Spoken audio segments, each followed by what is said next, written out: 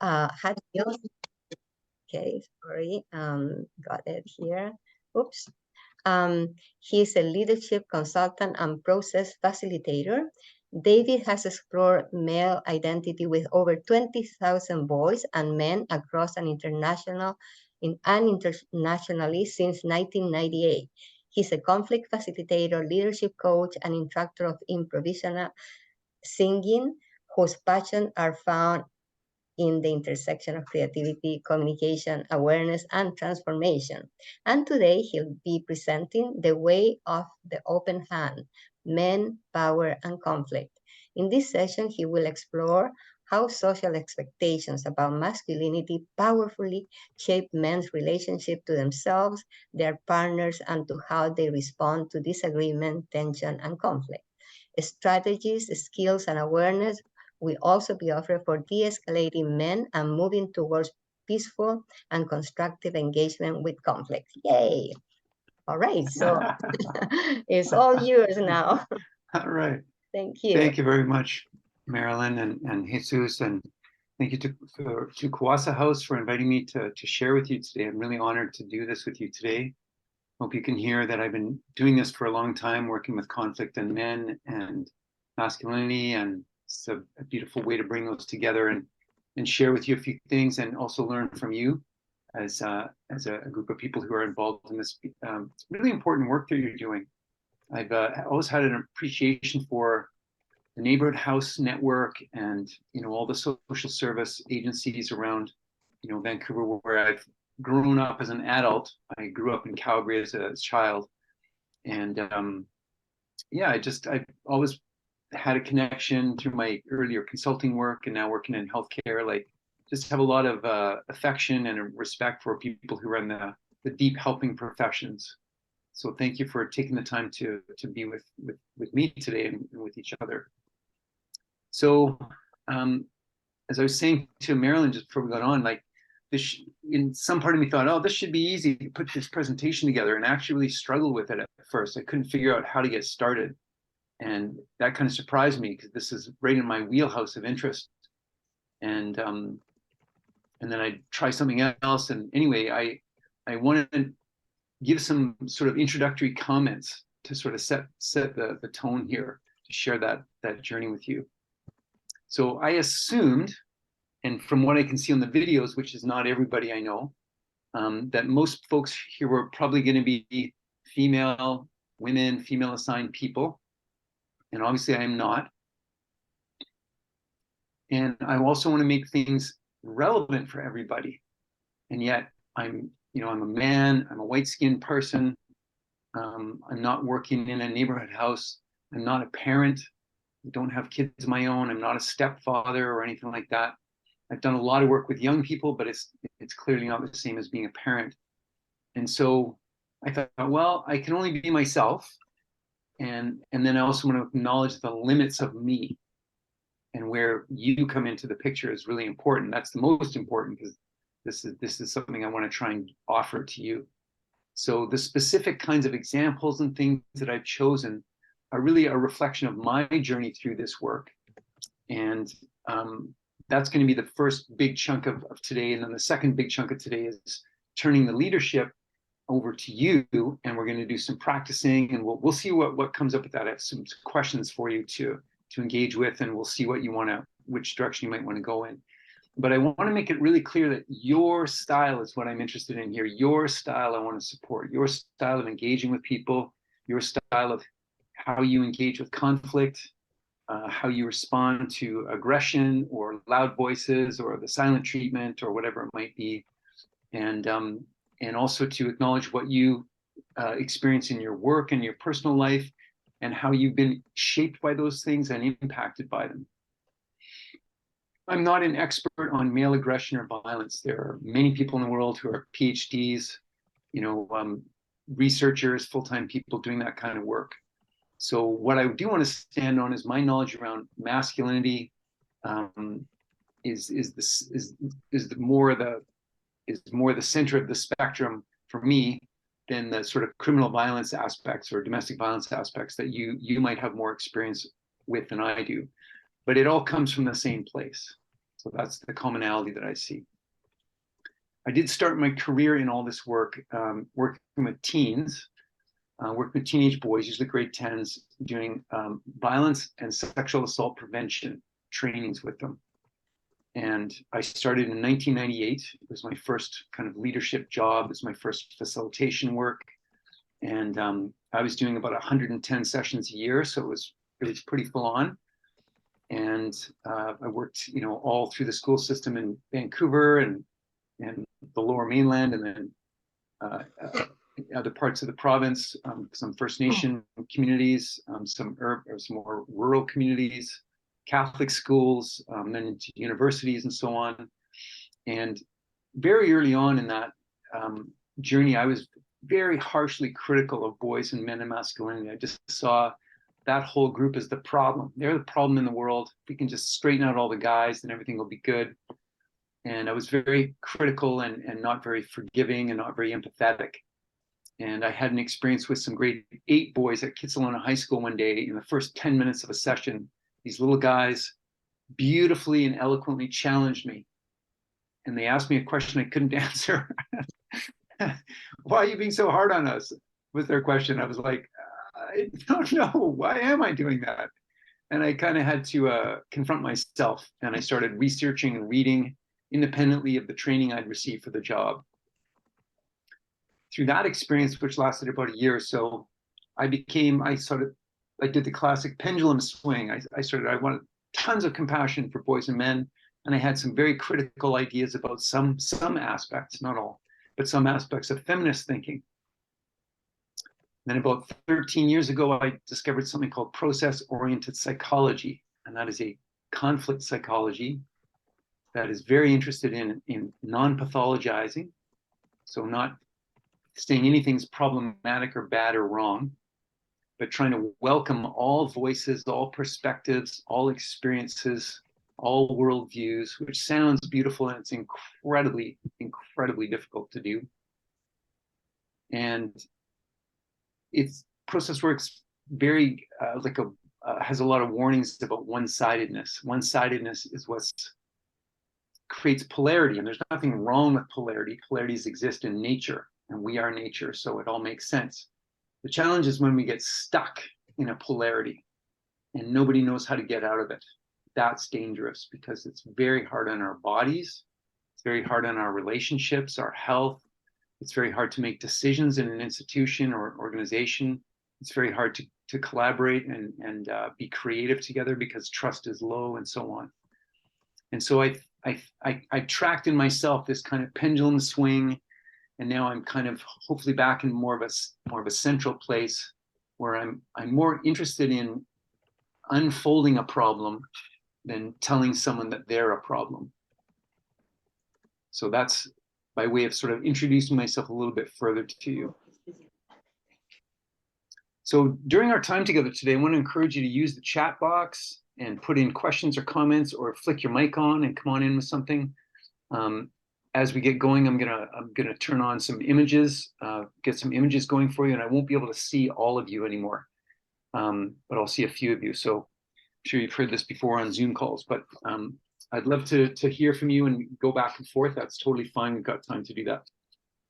Now, I heard something when Marilyn was speaking about some resources that you were given. So this might be a little bit of a repeat for some people, but I feel like it's something I'd like to include, because not everybody might have been in the previous session where that happened. So I'm going to start sharing my screen with you. Get it going. So these are some slides that I made just for this session, and there's other slides that I'm using from other stuff. So I'm sure that folks here are pretty familiar with what trauma is and what trauma is about.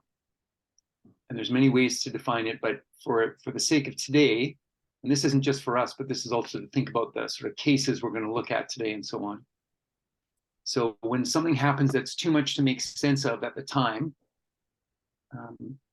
we kind of break into parts, and one part just keeps going forward in life. I still have to eat, I still have to get my clothes clean and go meet my friend and get some sleep. And another part stays where the trauma happened, and it stays in the body. and the body starts to react to the world as though it's still happening, and something that seems like the experience is happening right now. It's not logical. It's not supposed to be logical. And I know that in your work, you're dealing with lots of trauma. So I want to offer some of these well-known teachers and practitioners, and some of them you may be familiar with already. So I've included them, and this is all in the handout as well. So all the resources that are named here are in the handout that I think Jesus sent out to you. But I wanted to bring this in, and I would love to hear from people. Have you heard of this before? The window of tolerance, is this a model that people have heard of? You can put a thumb up on your screen, or yep, some thumbs are going up there. That's great. Okay. So great. Thank you, Maria. I see your hand going up. Thank you. Yeah, cool. Christine, same thing. Great. Thank you.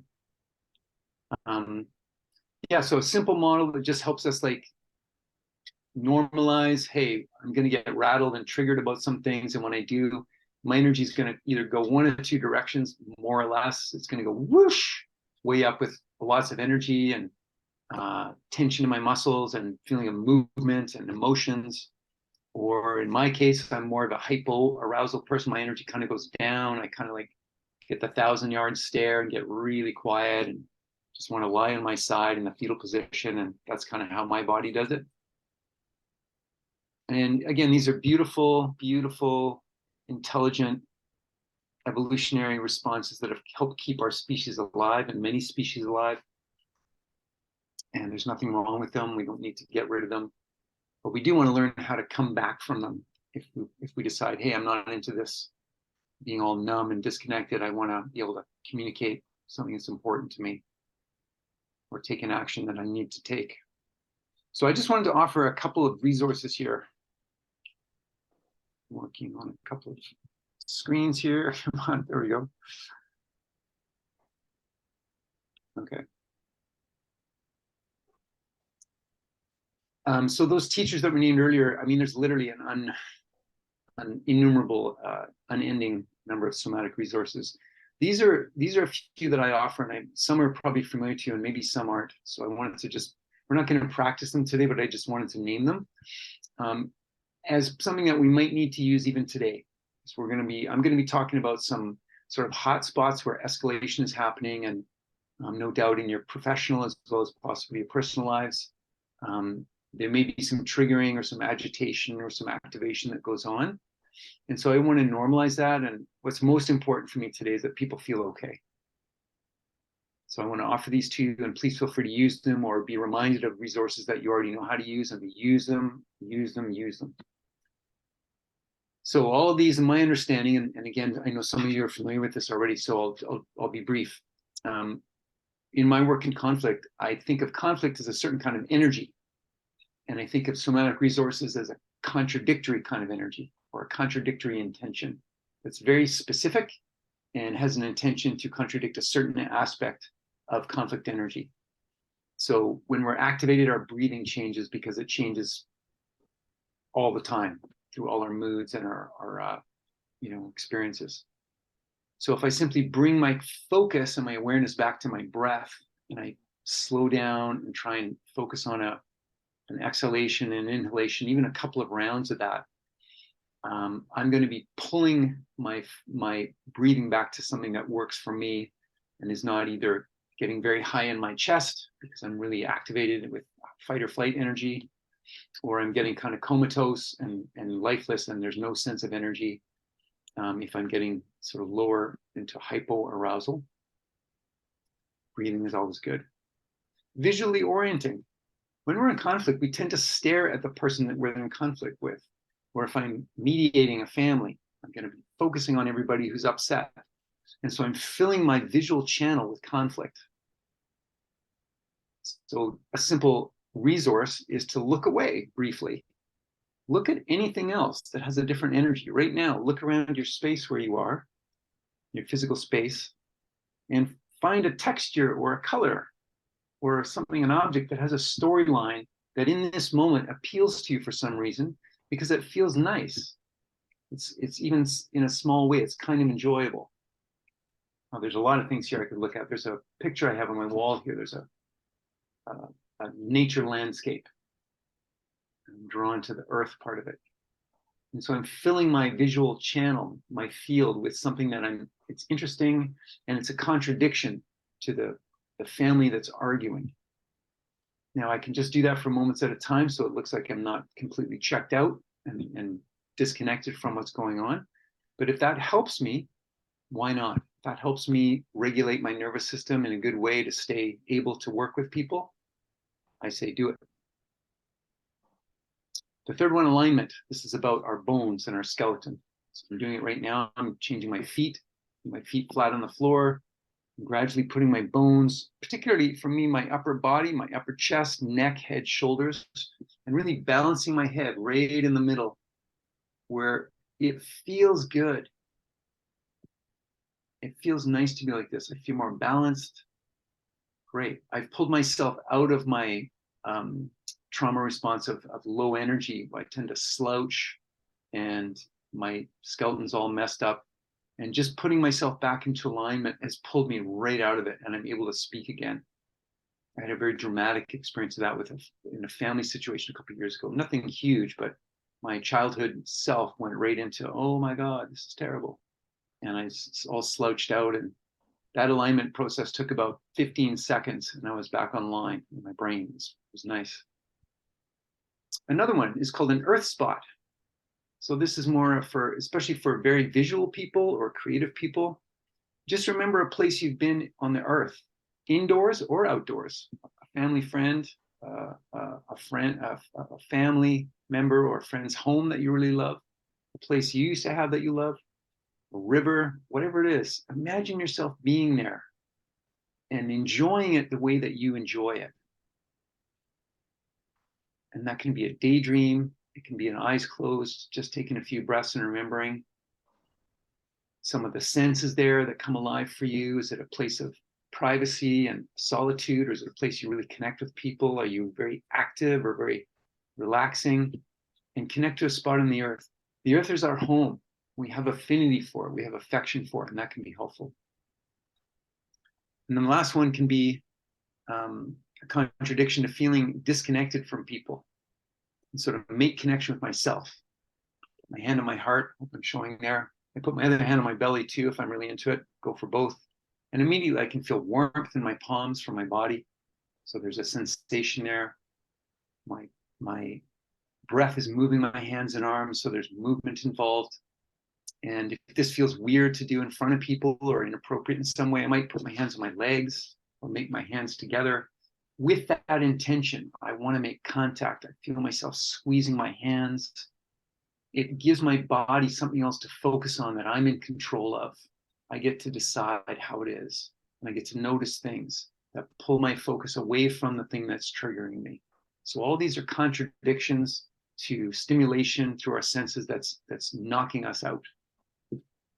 So I know there's so much depth in this area. I don't want to spend too much time on it today, but I did want to mention these things for anybody that it might be newer for. And to remind you, please, if you need to use them during the session today, please do. And these are also things that we can offer to other people if we see are in distress. Before I met any of these resources in my life, I remember attending a young woman at a youth leadership gathering who's having a very intense flashback. It lasted several hours and she couldn't speak. And somehow I just knew breathing was the thing to do. I said, how are you doing? She, shaking her head. It's the night, we're in the woods. It's a terrible scene. We're not close to anything helpful. We're cold, we're shivering. I said, let's just breathe together. Can you breathe? And she'd nod. Head down, I couldn't see her face, but we just breathe. And so, it can be the difference for people. Just having one idea to try can be the difference. Okay. So let's talk about our first big topic, which is what makes a man? What builds a boy? So I don't have a rocket science level answer for you. I have hopefully a reassuringly familiar one, but we're going to really work it. And that makes the difference. That's what I've learned. Working this answer makes the difference. So let's start with the question. So it was mentioned I worked with over 20,000 boys and men. I stopped counting at some point, but I was kind of interested in the numbers. It's been 25 years. So diverse nations, have worked in and worked with people from diverse nations, different races, sexual orientations, economic levels, public, private schools, prisons. And I always start a group with the same question. It's like, the question is, what do you think the world really expects from you as a guy? What do you think the world really expects from you as a guy? Whether or not you go along with that or you think it's ridiculous, whatever, just what do you feel? What do you hear? How do people respond to you? And in terms of sort of what they think is okay for you to do in your gender, and what they think. I think it was in Quebec. They found a whole family shot to death. Sorry, Looks like somebody's the coming in here. father did it, including killing himself. The partner, 3 children, himself. Who's that speaking?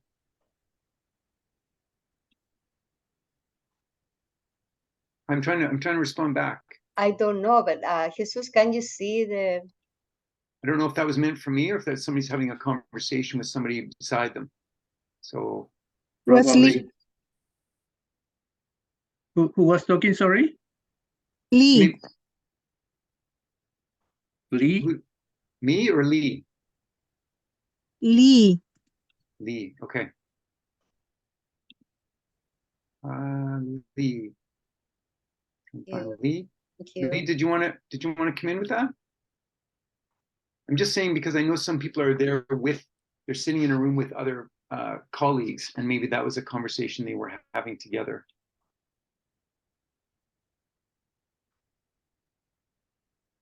Okay, well, please come on in if I've got that wrong. It sounded like a horrifying story. Okay, so we're learning how to be on the call together, and for anybody, please come on in with whatever you want. I know it's an intense topic. We just heard about sound like a family murder suicide kind of situation, which is virtually always a man who's doing that. So my question is always the same to groups of young guys and adult men. And I've taken a few photos over the years of some of the answers. And I just spend 20 minutes just writing it all down, whatever they say. There's lots of contradictions within it. It's fine.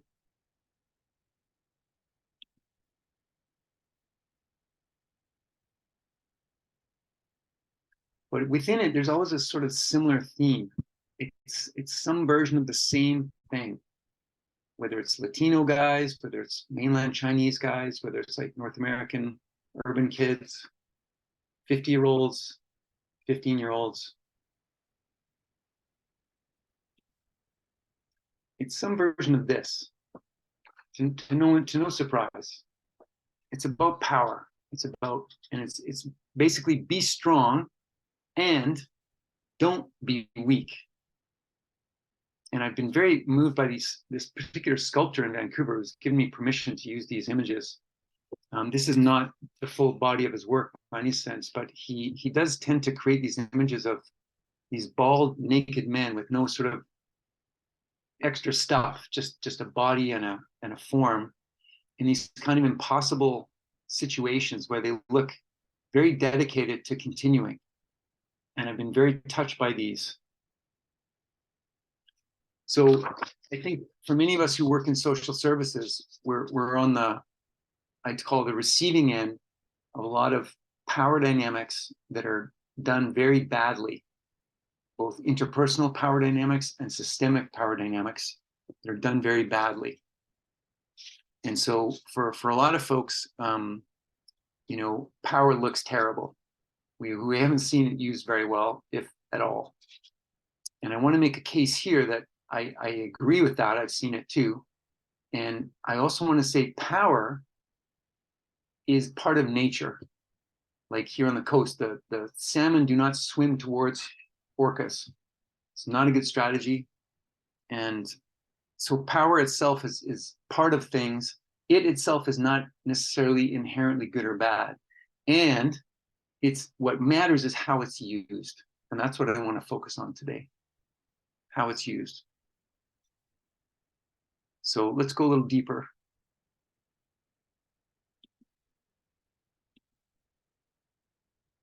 No, I don't want to go to that one yet. So if I could, I'd like to invite you to use the chat for a moment. And maybe I'll stop this share for a sec. And I'll ask this question. Ah, geez.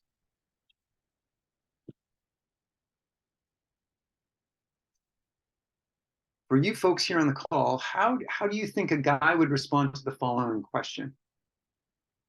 Think about the men and the boys that you know. If I ask a group of young men, teenage boys, or adult men, how in general, again, in general, what do you think the expectation is from society around you? When you're in conflict or having tension with another person, how should you handle that situation? What looks good as a man?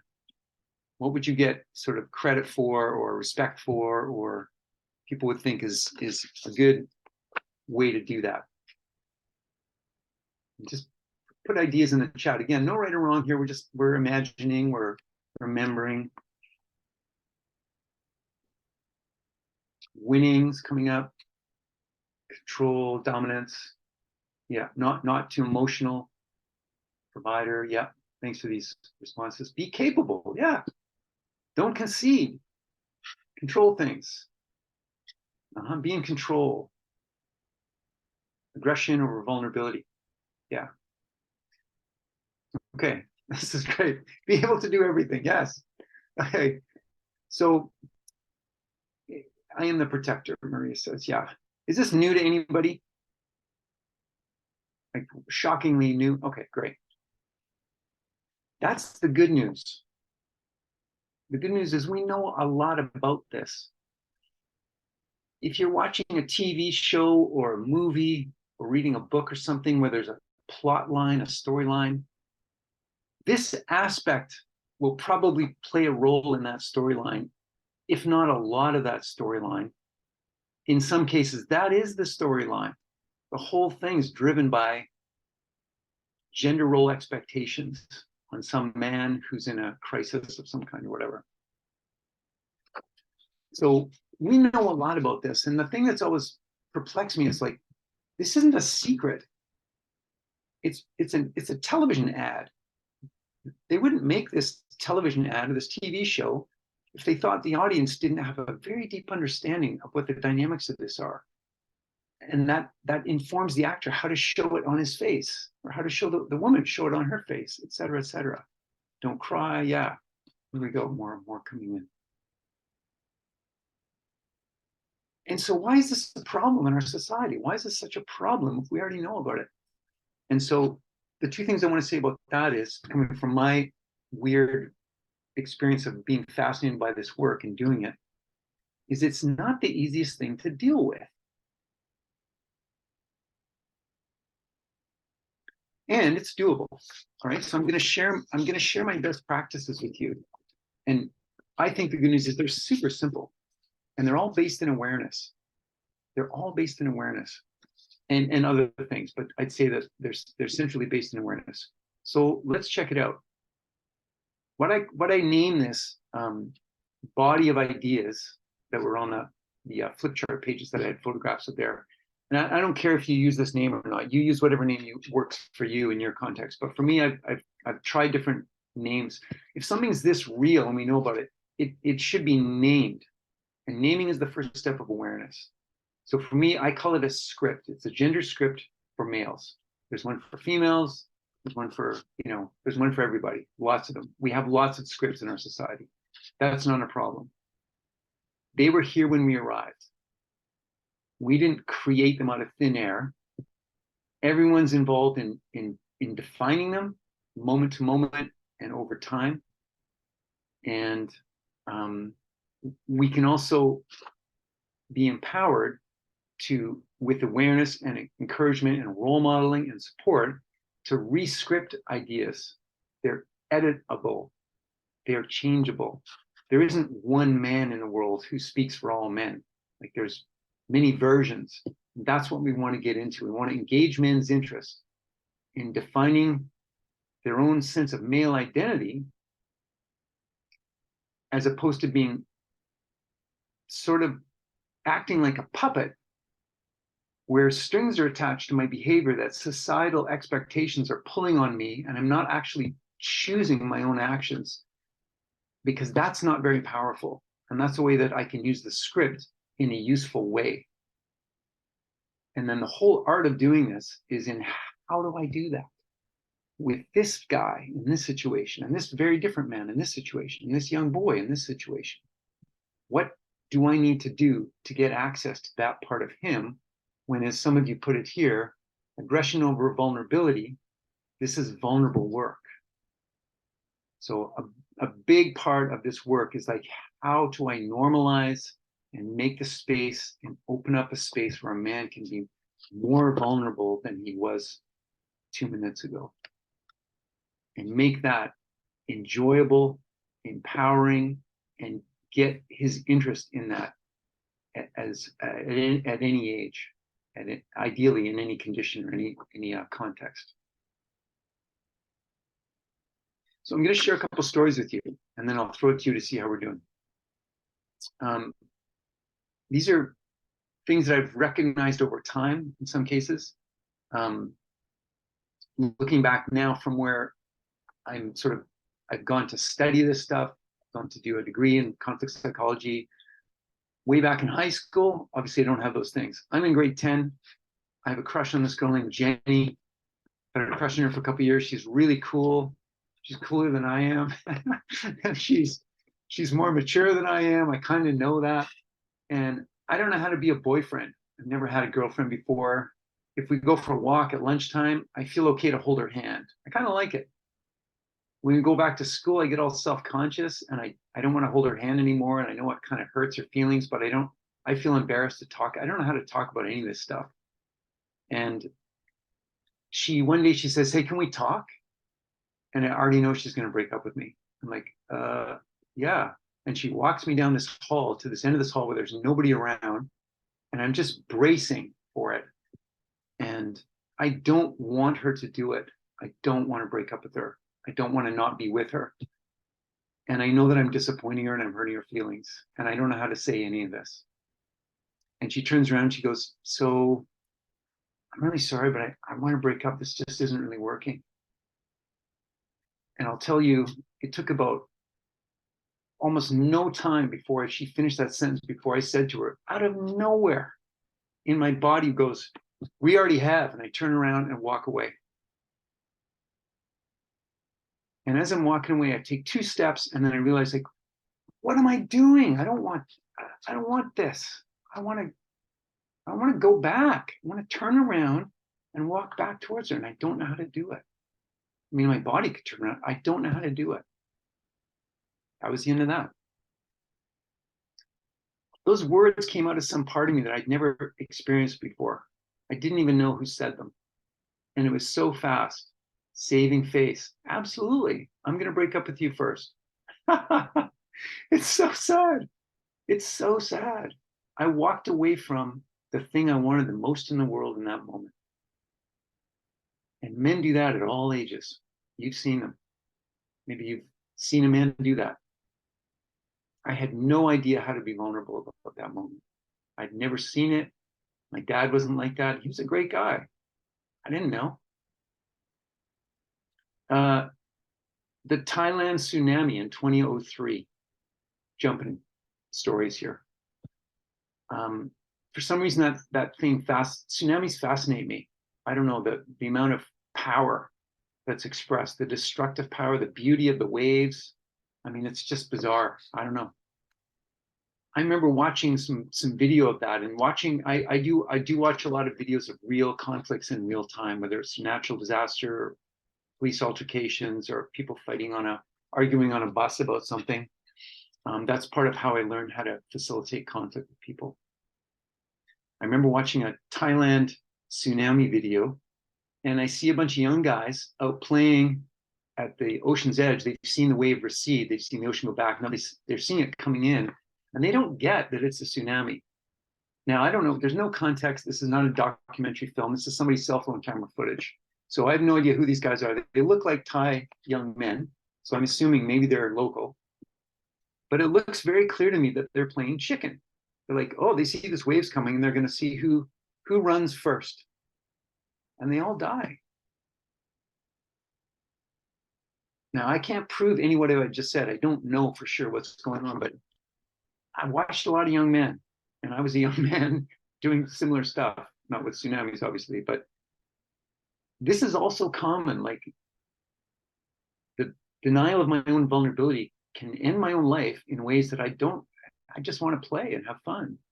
But there's something so strong in hiding that vulnerability that I will do some pretty crazy stuff.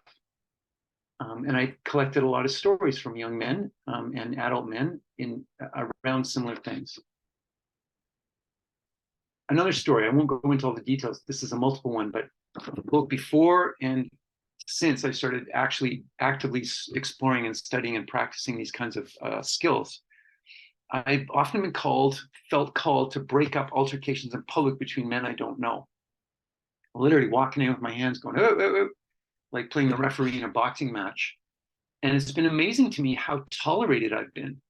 I'm 6 feet tall. Okay, I'm a little taller than average, but I'm not particularly heavily built. I'm not physically intimidating to look at, I wouldn't think. And yet, guys who are way bigger than me will allow me to put my hand on their chest when they're ready to throw punches at somebody else and gently push them back. Or talk them and say, what's going on here? You guys look really upset. What's going on? And we'll get into some of those more specifics as we go along. But I start to understand there's a choreography to all this. It's partly real, and it's partly, again, these puppet strings. There's another force field here that's enacting things. And if I can break through that and give choice, it doesn't have to be a big violent fight. Last thing is, I come from a conflict avoidant family system. And our family's pretty big. We had a gathering for my mom's 90th birthday the other day, and there was like 21 of us. And I didn't know how to say no to anybody till the age of 35. I was in all kinds of conflicts in my personal life. I started a choir that was blowing up, and I got in a big conflict with my boss at the time. And I started to think, what's going on here? You know, I'm the common denominator in all these conflicts. What am I doing? Or what am I not doing? Or what do I not get that's allowing all this to happen? Because I want out of this. This is lousy. And in my first counseling session, I realized I didn't know how to say no. Didn't know how to say no. I could feel it. I felt it in my body, but it couldn't get past here in a genuine, assertive way. And so I offer myself as an example of now somebody who goes sometimes, and I'm not trying to play Superman, but sometimes I'll walk away from a street altercation, and sometimes I walk towards one. But I'm actually doing this and being effective in helping people have conflict in a more useful way, because we're not going to get rid of conflict. It's part of nature, and that's okay. But to appreciate conflict and to learn how to engage with it in a different sense. And so I offer myself an example of hopefully of some kind of hopefulness. Even if you've never had a good experience in tension with somebody and you've only seen terrible things happen, I'll ask you to just hold one grain of hope and see what happens today. But I also want to honor people's experience that conflict has been a very devastating and ugly part of life, either directly or indirectly, because that's also a part. Thank you for the icons that I see coming up here a little bit here and there. Okay, so let's continue. Let me ask you, how's it going? What are you hearing? Do you have any comments you want to make, or any reflections, or you want to challenge anything? I'm really open. And you can use the chat, or you can come in with your microphone, whatever works for you.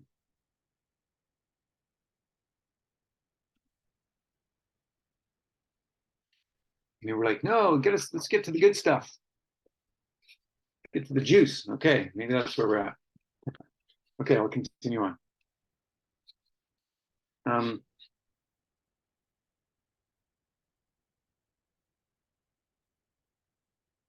Let's talk about how to make use of this script idea.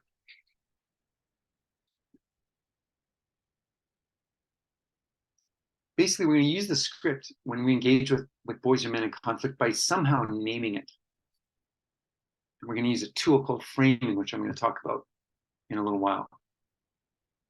When we name it, we bring it in. Now, the power of the script is it's not a person, it's a thing. And it's nobody's fault. Like we all, again, it was here when we got here, and we're all part of shaping it somehow, but it's not a person. And so it doesn't have the kind of blame attached to it that, or an accusation that is often the cause of conflict. So I use it as a tool of de-escalation, and by deflecting energy away from the conflict and onto the script, and how the script might be influencing what's going on right now. And do you want that? Do you want to be yanked around by some invisible chain, or do you want to decide something for yourself right now? And I'm going to use my presence to try and create that possibility. That's the essence of what we're going to focus on today. Does that make sense? We're going to bring it right into the fray. And the art is in doing that. So we're going to spend most of our time doing that today. So first of all, I want to bring in a couple of things. Now, I want to offer a couple of ideas that I use, definitions, more like an idea about what conflict is. Like, what's a conflict? How do you know when it's a conflict? Who says what a conflict is? This little nugget came from a friend of mine who's recently passed away, in the Kootenays. And he just blurted this out one day, and I said, can I keep saying that for the rest of my life because it's so beautiful? And he said, yes.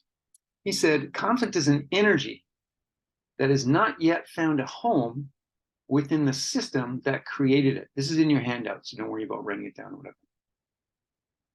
An energy that has not yet found like a resting place within the system that was born from. The family, the partnership, the job. We get into something and energy comes forward that unsettles us. And we feel unsettled until it goes away. That's conflict. It's a feeling of an energy. Another one I work with is conflict is a disturbance or a threat to our primary sense of self, our familiar sense of being. I don't get to be myself right now because something's pulling me away from that. That can be of a person, of a group, of a whole nation. It's an identity issue. I'm not being allowed to be me. My values are not being respected. My worldview is getting crushed here. I'm in conflict with that. And then the most basic idea I use is conflict is something that's trying to happen. Something's trying to come through. It's trying to punch through and to find an expression. Something's trying to be expressed in a way that's just hard to listen to. It's hard to take. And then again, conflict's part of nature, and it's a repetitive human experience. It can be destructive. It can be hard on our bodies. It can also bring insight, healing, major relational shifts, access to new information, and utter transformation.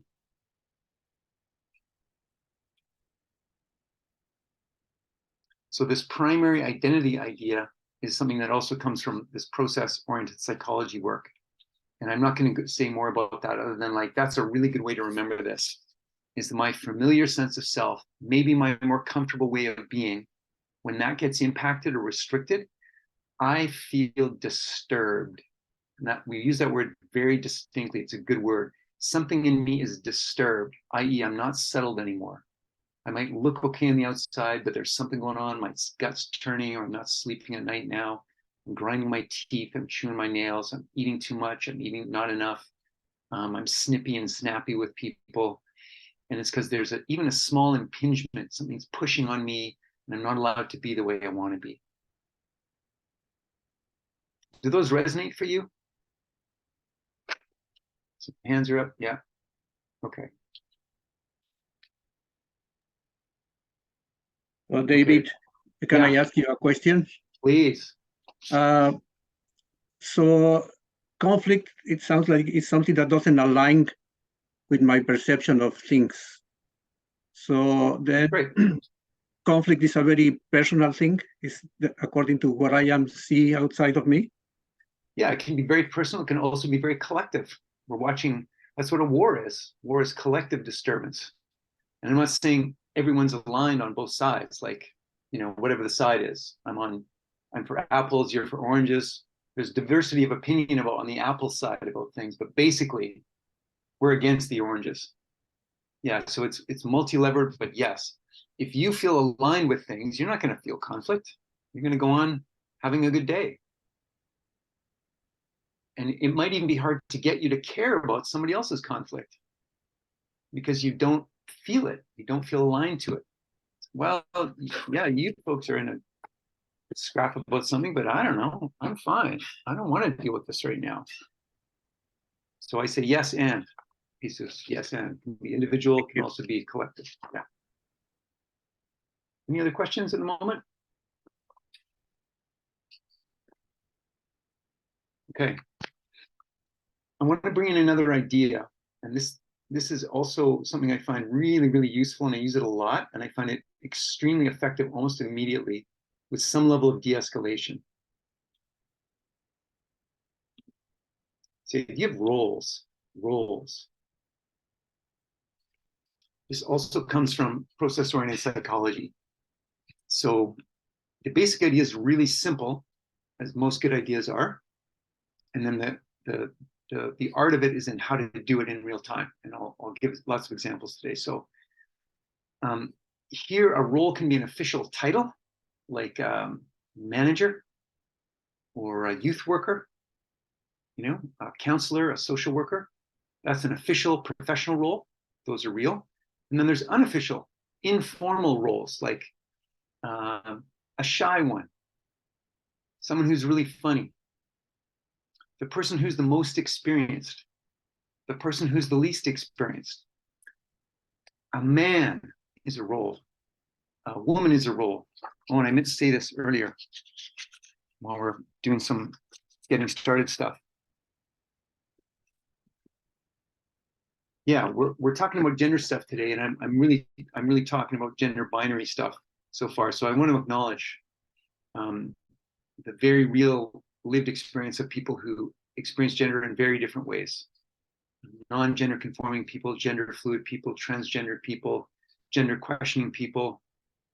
And today there's a big focus on what we're calling men, cisgendered men, male assigned men. And so please help me, and I'll do my best to do more of this of what I'm doing to just remind myself and everybody else that we're working with a section of the population. And this can sound like I'm reinforcing stereotypes about a gender binary. There's only two genders, and that's all there is. And I don't actually, I don't actually see it that way. And so it also might sound like, the men, as we talk about men today, men look terrible. Back to my early version of this work, it's like men are these violent creatures, are bound to go off into violence at any given moment. And that's not all the men that you know or I know, and all the boys that you know or I know. So let's also remember the fullness of everybody is what I want to aim for today, is the fullness of everybody. And believe in the context and the relationships that you have when they sound different than the ones that I might have, because you're right. Your knowledge is your truth. And I'm not here to try and take anybody's truth away from them today. So I'm sorry, I meant to say that at the beginning. So there it is. Because it's all important. Okay, so man is a role. That's what reminded me. So role theory goes like this. A role is more than a person. One man does not define all men. One tall person does not define all tall people. One indigenous person does not define all indigeneity around the world. And a person is more than a role. So I'm a man, but I'm more than that. I'm someone who likes basketball and doesn't like eggplant. And I care about those things. I'm someone who wants to be helpful in my life. I'm someone with my particular value set, which is like lots of other men and also very different than lots of other men. This seems so obvious until we get into conflict. And then I see, and I've worked on this many times with a man and a woman working on their relationship, and it's about gender issues. And suddenly that man is all men, and he's just a man. And that woman is just a woman, and we start to lose each other's fullness and wholeness. And that's where real damage can be done. There's internal diversity for everything. So the script for men, as you've pointed out to me, as we all know it, names vulnerability as a type of weakness, especially under the pressure of conflict or challenge or meeting a what do I want to say? A peak moment in life where everything's on the line. You do not want to look vulnerable. You want to go through, meet the moment. So typically a man in conflict experiences a powerful and instinctual, I'd say often an unconscious drive to display extraordinary capacity, extraordinary strength, and nothing else. Today's work is aimed to help boys and men remember and honor their individual diversity and fullness, express themselves accurately, and make conscious choices in conflict rather than unconsciously playing out a scripted version of what they think is supposed to look cool and strong. And we're going to use the idea of facilitation today, the facilitator approach. A facilitator makes things easier. Facilitation, the root word is facile, which means easy, to be easy, to make things simpler. That's the sort of mindset I want to use today. And so going into this, I'm going to treat male culture with cultural sensitivity. Like when I went to South Africa a couple of years ago to do some work, I wanted to learn about South African ways, obviously about apartheid. I want to learn more about that and basic things like how do you say hello in basic languages there? Do people shake hands? Do they hug? Do they make contact at all? Basic things that reflect a respect for a kind of cultural identity. And so I found it to be much more effective for me to treat boys, men, and masculinity like a culture and to be a student of that culture from the inside, because I am one, but also from the outside as an observer. So regardless of our gender orientation, sexual orientation, gender identity, etc., I think it's a choice to be able to do that. And it can be very effective. And then the last thing I want to say before we get into the nuts and bolts is you already might be feeling like irritated with me, irritated with how this is going, and thinking like, oh my God, does he just want me to like do a bunch of extra emotional labor for a bunch of men who are violent? Forget it. No way. If that's your state of being right now, I get it. And no, you don't have to do anything. It's all choice. So because of this script, for me, and I'll say this with honesty and also compassion, but also a critical mind, males tend to have a very high literacy in certain areas of expression and very low literacy, emotional literacy, in other areas. So for many guys, self-awareness and vulnerability and the ability to express themselves fully in conflict is extremely low. Like it's almost unbelievable, even after all these years. Working to bring awareness to males requires psychological, emotional, and relationship effort and labor. And some of you might not feel it's your job or responsibility to do so, and that's fine. It's really a choice. So I'm going to teach as though we might choose. All right. Obviously, that's my job today. But I want to acknowledge that there may be pushback, and I acknowledge that, and I respect it. So hopefully you can take some things in today, and then you get to decide if you would ever want to try it or not. Okay. Come to one more image. Oh, yeah. So there's some things about conflict. Sorry, that should have been earlier. I like that wave image. To me, that's like the land and the sea. I've been doing this forever. It's a kind of violence. It doesn't stop. It grinds things down. It reshapes coastlines. And somehow it works because it keeps going. It doesn't destroy anything particularly. It's just part of a cycle. Okay, so last slide for now, and then we're just going to be face to face. And I just want to name this thing I'm calling framing. In counseling, framing can get called a certain kind of dynamic between a counselor and a client can get called framing. This isn't quite that. So for social workers or counselors, this may be a little bit different. Apologize. This is the word that we use in process psychology. There's many methods of conflict facilitation that I could share with you, but I thought, considering this is a one-time experience with you, and and we're not in person and so on, I thought, what's the most useful thing? What do I do the most? And I thought, it's framing, hands down. So framing, simply put, is a style of speaking. It's almost like being a narrator of a story. Like you take the kind of narrator position and you speak in a style that has one intention, which is bringing awareness to something very precise and then getting out of the way and seeing what happens. It's a test, it's an experiment. It's not necessarily the solution or a solution, but it's meant to bring awareness that can help people get out of a stuck place or a nasty escalation, or where they're on the brink of doing something really dangerous that they may regret or be injured by, etc., or injure other people. So there's a few aspects to framing that I want to name.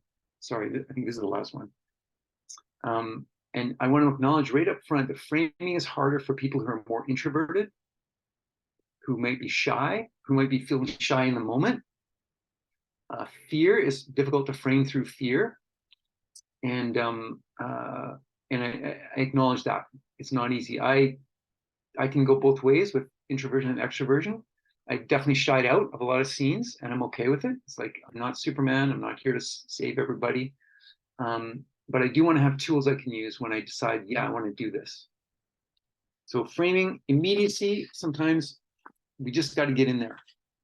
And the way I like to do it, especially when there's already an escalation, is to apologize for interrupting. Sorry to interrupt.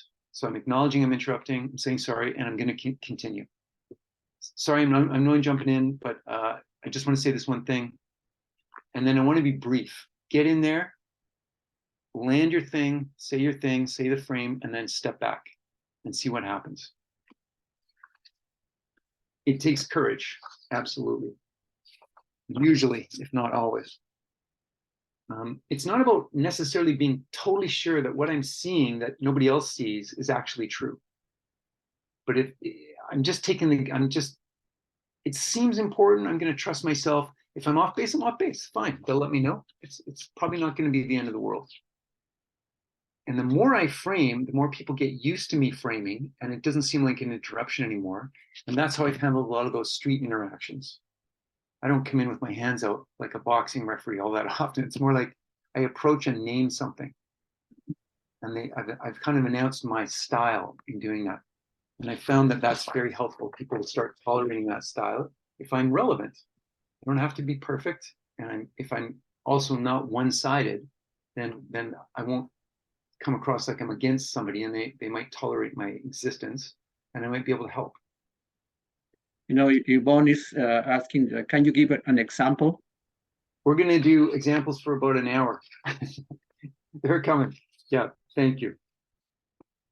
I'm realizing I'm doing a lot of framing, bringing awareness to things as we start the actual intervention strategies that I'm going to offer to you, because I really wanted to make sure we had a good foundation.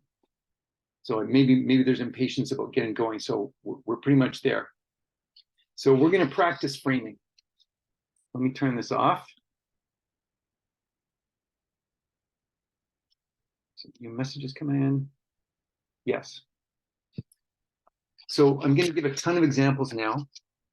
And again, this is where you're going to see my style come through. And so take it or leave it, shape it, change it according to what you think would work for you in your context with your people, where you are in your work and life. And I wrote out dozens and dozens of these, and then I started to realize, oh, there's categories. So I'm going to start with a category that says, is he stuck in the script? The answer is yes, he is. We all are. And how can I bring awareness to that? So we want to use compassionate thinking. We want to try and understand the script, especially if you're not a man. I acknowledge there's a stretch here as I try and do when I'm trying to imagine a woman's experience, but we can do it. And imagine what it's like for him right there in that moment inside the script. What type of strength is he feeling pressured to demonstrate in this scene right now? So a few that I came up with that are common and you've named already is like being right and winning.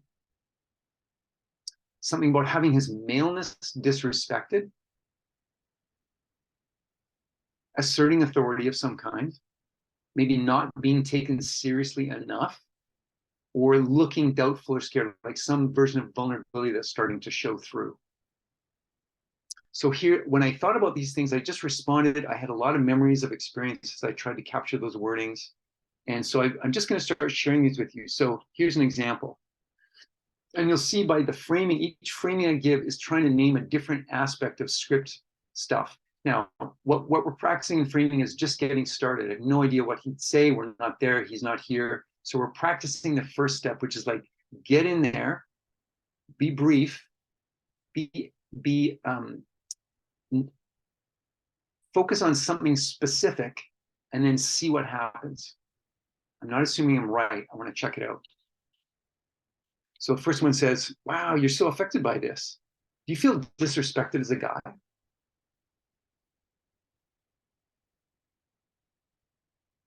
These are all in your handout too. Another one. I hear you guys arguing about the numbers. I'm guessing it's really that nobody wants to be wrong. That looks bad on a guy, doesn't it? Instead of arguing about something, let's name the thing that's being argued about. That's a kind of meta communication that, for most of us, disappears when we get really emotional. It's hard to do it. Next one. Is this a man thing? It's like embarrassing to not be able to have a quick comeback. It felt like you couldn't meet the moment. And the last one, it's like you both want to win, and it doesn't seem like it's possible for that to happen. What are we going to do? And I started to notice as I was doing these, they all end in questions. I'm not here to tell. Telling is probably not the greatest. There's times to tell maybe, but ask questions. I want to pull some of that conflict energy to a different place. And I want it to be more aware of itself. That's the central thing we're going to keep doing. Okay, what if he's aware of the script because he works at it? I'm really lucky. The guys that I work with, I've been running a course called Manology for 15 years in Vancouver. And there's 3 guys in it right now who've been there since the beginning, as well as guys who just started a couple months ago.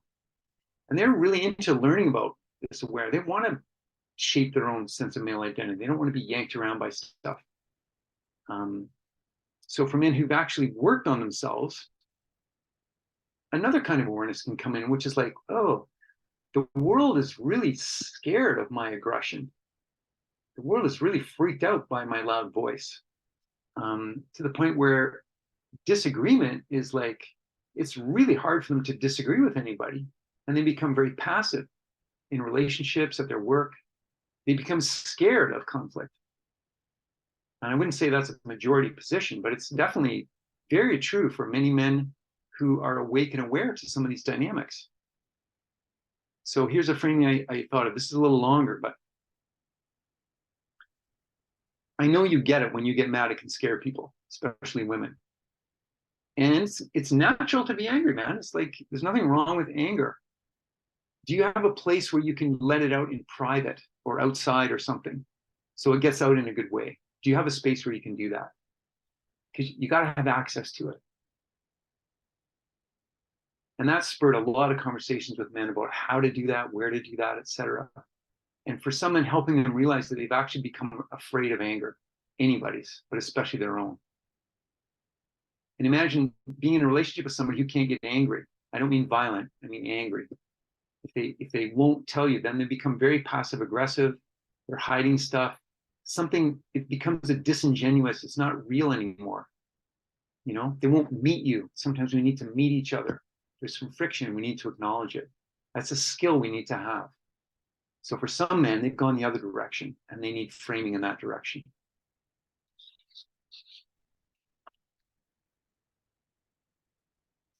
Marilyn's saying, I'm confused. Are these examples responding when supporting men? Yes, they are. Or being with a man who's reacting in a certain way? Yes. Yes, and all of the above. I'm trying to take them into certain categories, and I'm letting your imagination and your experience kind of fill in the blanks, fill in the picture. So again, these aren't meant to be, this is the thing to say in this situation. Say, in situation A, saying B, and you get outcome D. they're not meant to be prescribed, but they're trying to aim at a certain area. Like, it's like you guys both want to win, and it doesn't seem possible. What are we going to do? That's trying to name the script aspect of winning. Let's become aware of winning. We want to win, right? Yeah, it feels good to win. Yeah, well, I don't know if that's going to happen here. And if we can't win, what are we going to do? And then we don't know, because this is, we're in a setting here where men are not fighting right now. So that's what I'm trying to do. It's my clumsy attempt to be somewhat universal and somewhat specific. So please trust your own instincts. Trust the storylines and the pictures that are coming in for you. Keep asking questions. Keep making comments. I think that's going to be really helpful. Anything else you want to be asked right now? We'll take a break. I'm just wondering, these are things that you tried yourself also and that work at some point. Yeah. And the message I'm getting is that we will find the words and the things that work for us. When we are in similar situations, there won't be the exact words, but it will, if we have the presence and have done our work, it may come to us. Hopefully. That's perfect. Yeah. Perfectly said. I agree with all of it. Marina, can I ask you? I'll put you on the spot here, and you can say no if you don't want to do it. Somebody else can maybe do it. Can you? What's a common script expectation that you see shapes a man's behavior in conflict? That I see. What else did you say? Can you say it again? What is? For you and your experiences with men and young men and boys, let's focus on adult men for a moment. Yeah. What kind of like this idea of a script, was that making sense to you? Yes, totally. Okay, totally. cool. Yeah. So what part of a script, what part of the script do you think is the most common that you see in men that makes them behave a certain way when they're under pressure? Are they trying to look tough? Are they trying to win? I'm just thinking of a specific scenario that I've been in, and I intervene, like you said, and I'm a woman, very small. Okay. But what they wanted is, they don't want to be humiliated. They don't want to feel less. What would humiliate them?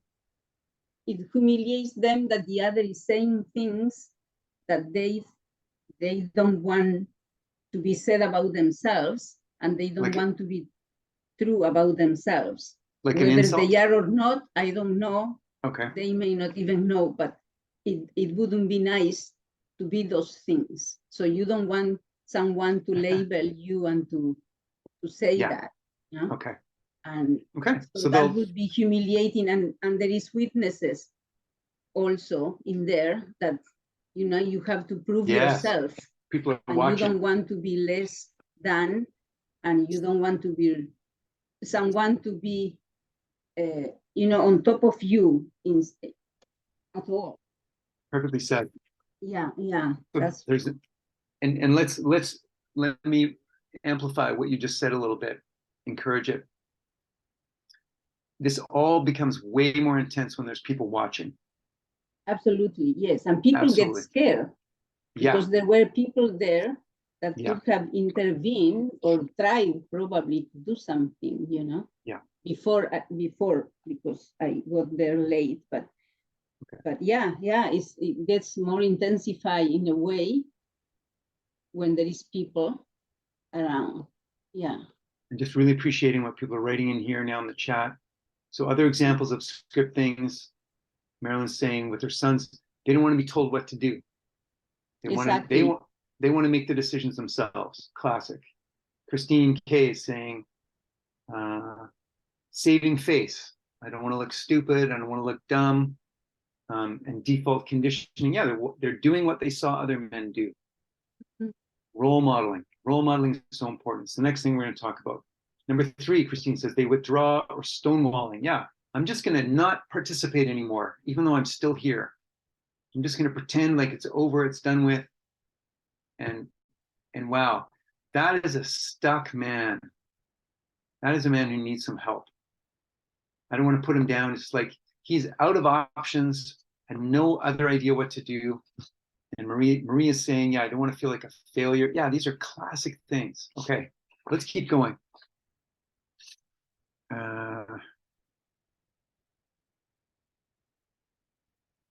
Here's another thing to do. Right, this comes from brain science. Right, so the brain science is saying if you name an emotion, it makes it a little bit less. It can help reduce the intensity of the emotion. So if a guy's in a script, what emotions are not acceptable in the script for men, for males? What are we not supposed to show to be manly? I know it sounds stereotypical, but it's so deep. Sadness, grief, fear, sadness, embarrassment, insecurity. Yeah, we all know, right? Sensitivity. Okay. So name things for men. Help them see that it's okay. Normalize it. Help them see their feeling and then say it's okay. It's that simple. I totally get it that you're pissed off. It makes sense. Yeah. You're really mad. Oh my God, you're mad. You're so mad. Yeah. You can hear my intensity in my voice as I say it comes up a bit. I'm matching. I'm going, you're really mad. That's a different thing. I want to show it's okay with me. I don't want you to be violent. Being mad, I can relate to that. I get mad. Another one. I'm really glad you told me. Whoa, you are shaking. This is scary, huh? This is scary. I'd be scared. Another one. Man, you really miss her. You're really sad, eh? You're sad about it.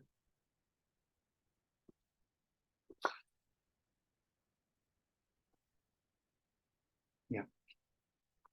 So I'm kind of naming to taming. I'm also kind of a little bit joining in the mood, in the emotion, not falsely, but just trying to be like a little bit like that too. So he's not alone and it's more normal. But I don't need to go off the deep end with sadness or fear or whatever, anger or whatever. I'm right here with you. Oh man, yeah. That's intense. Yeah, I'd be sad too. Whew. Ouch. Sometimes I just say ouch to a man. Ouch. Remind us that things hurt sometimes. Ouch. That's a one-word frame.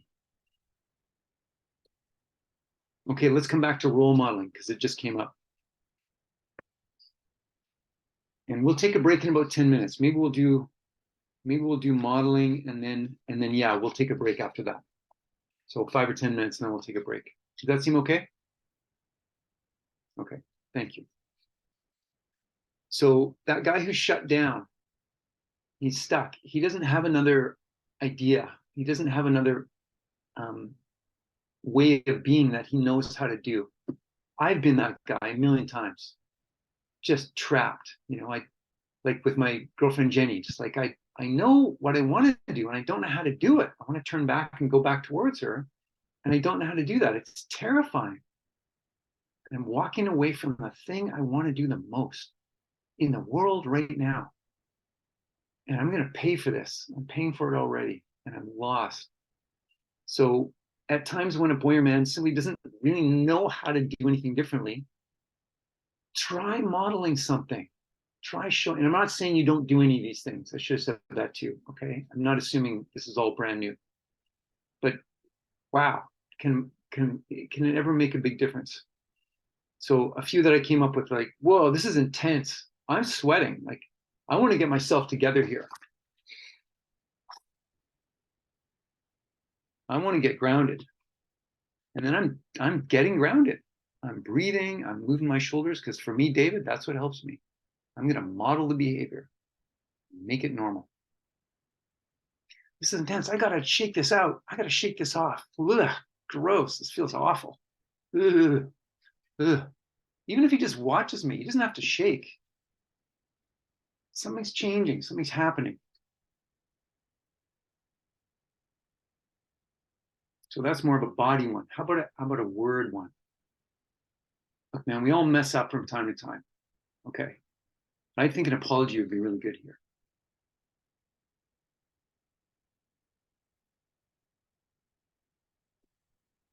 Give him a nudge. It's time to apologize. Another one. I can't believe we're talking so openly. That's a script thing, right? Getting too open. Whoa, danger, danger. I can't believe we're talking so openly. I feel nervous I'm going to say something that people think is wrong. Speak to the fear. When I'm speaking about nervousness, I'm said, I feel nervous. I'm normalizing nervousness. Okay, last one. This totally matters, man, but it's not worth a scrap. Let's leave. Let's bounce. Let's get out of here. I'm willing to leave. Come with me. Let's go. Let's go together. So a big part of this is about isolation too. The script is highly isolating of men. When they feel that pressure, they're in the world alone. They're performing on a world stage, even if there's two people watching. And it may sound ridiculous, but I've seen the validity of what I'm saying. And so that kind of languaging brings him on board with somebody else. And that can be really, really effective in the moment. We're just trying to shake up a pattern here, shake up the scripting stuff. And it doesn't take a lot of wording. It just takes the knowledge of what's in play right now, what aspect of the script is happening. And can I go right after that with whatever framing idea or whatever offer I make? That's the game we're in. This is where we act like we know about all that script stuff, and we take it into action. We action it in relationship to a man or boy.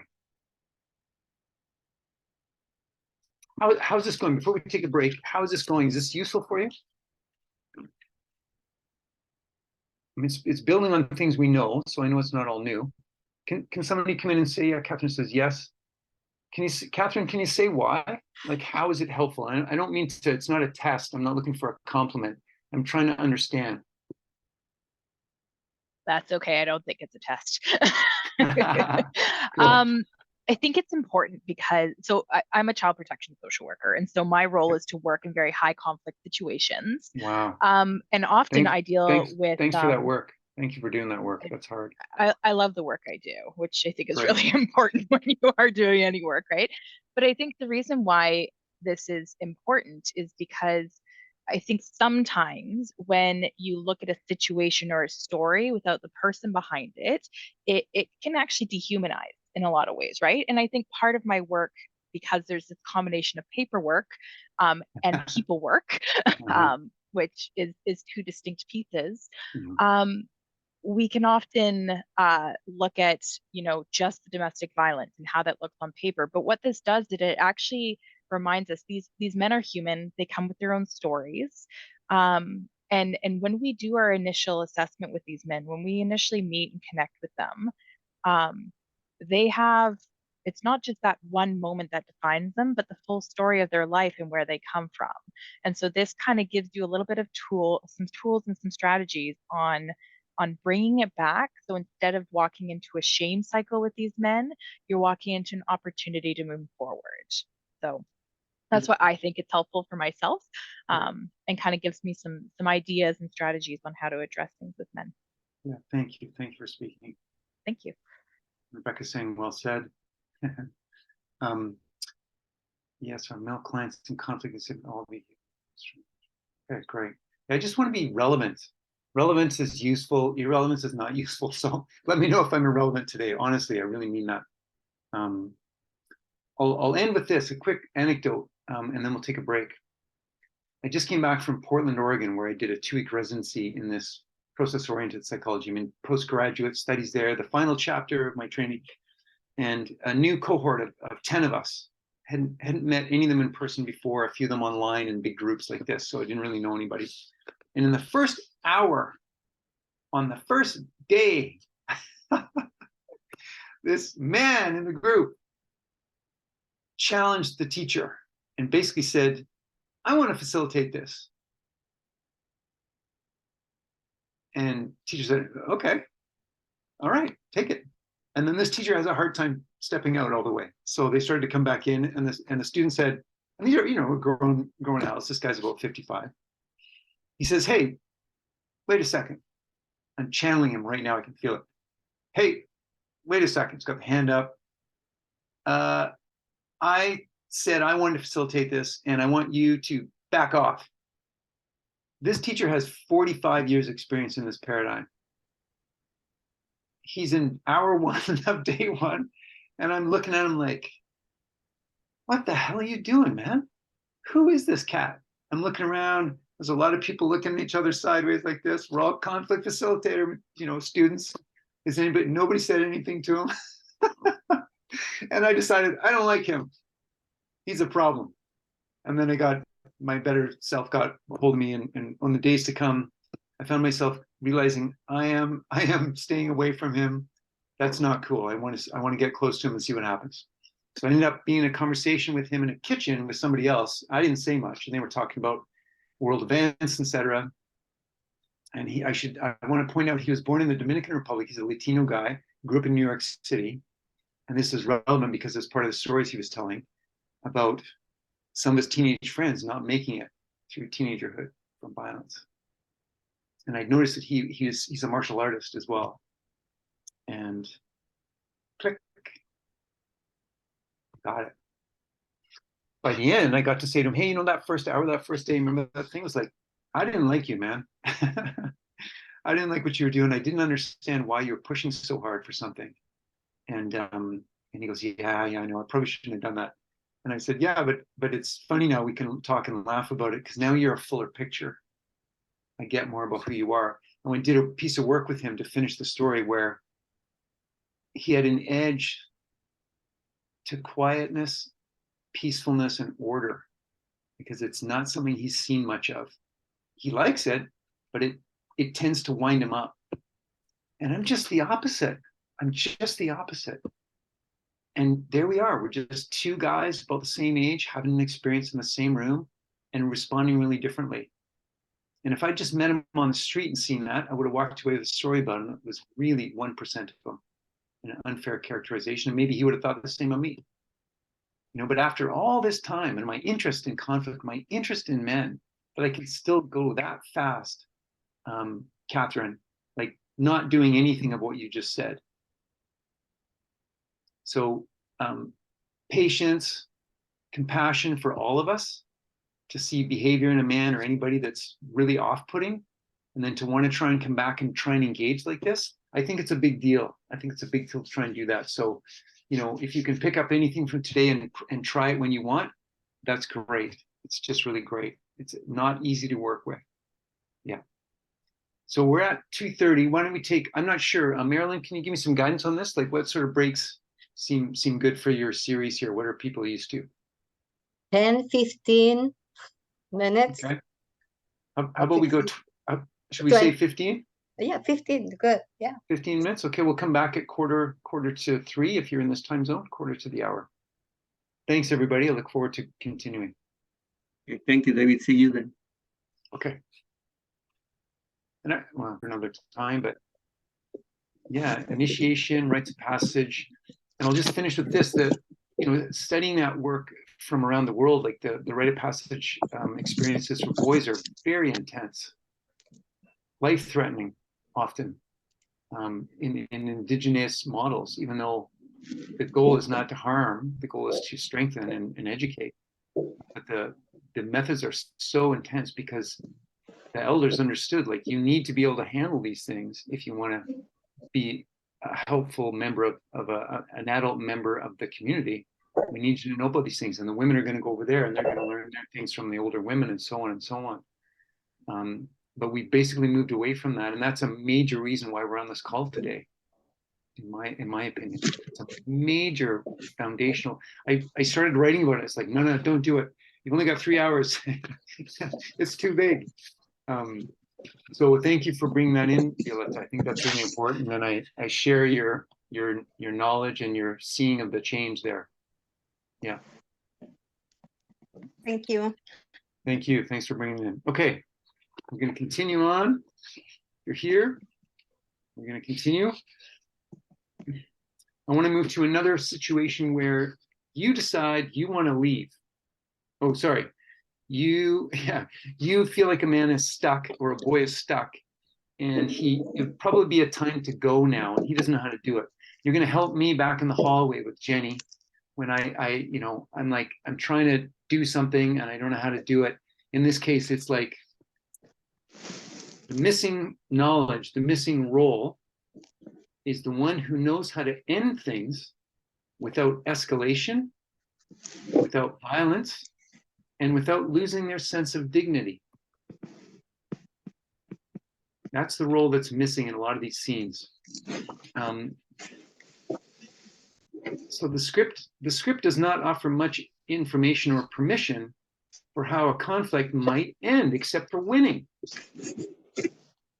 and losing, but there's nothing but criticism for losing. So boys and men are often truly lost in trying to exit a conflict. I played hockey growing up, and I quit when I got too violent. I was very small for my age, born late in the year and all that stuff.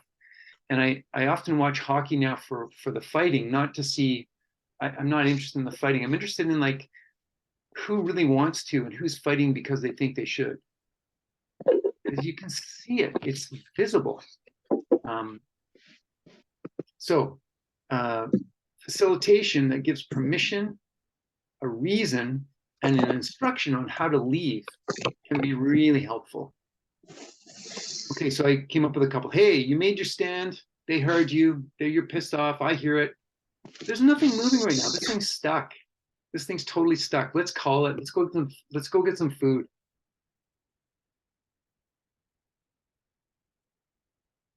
Second one. And hey, I want to ask you, man, like in the big picture, like a month from now, are you even going to care about this?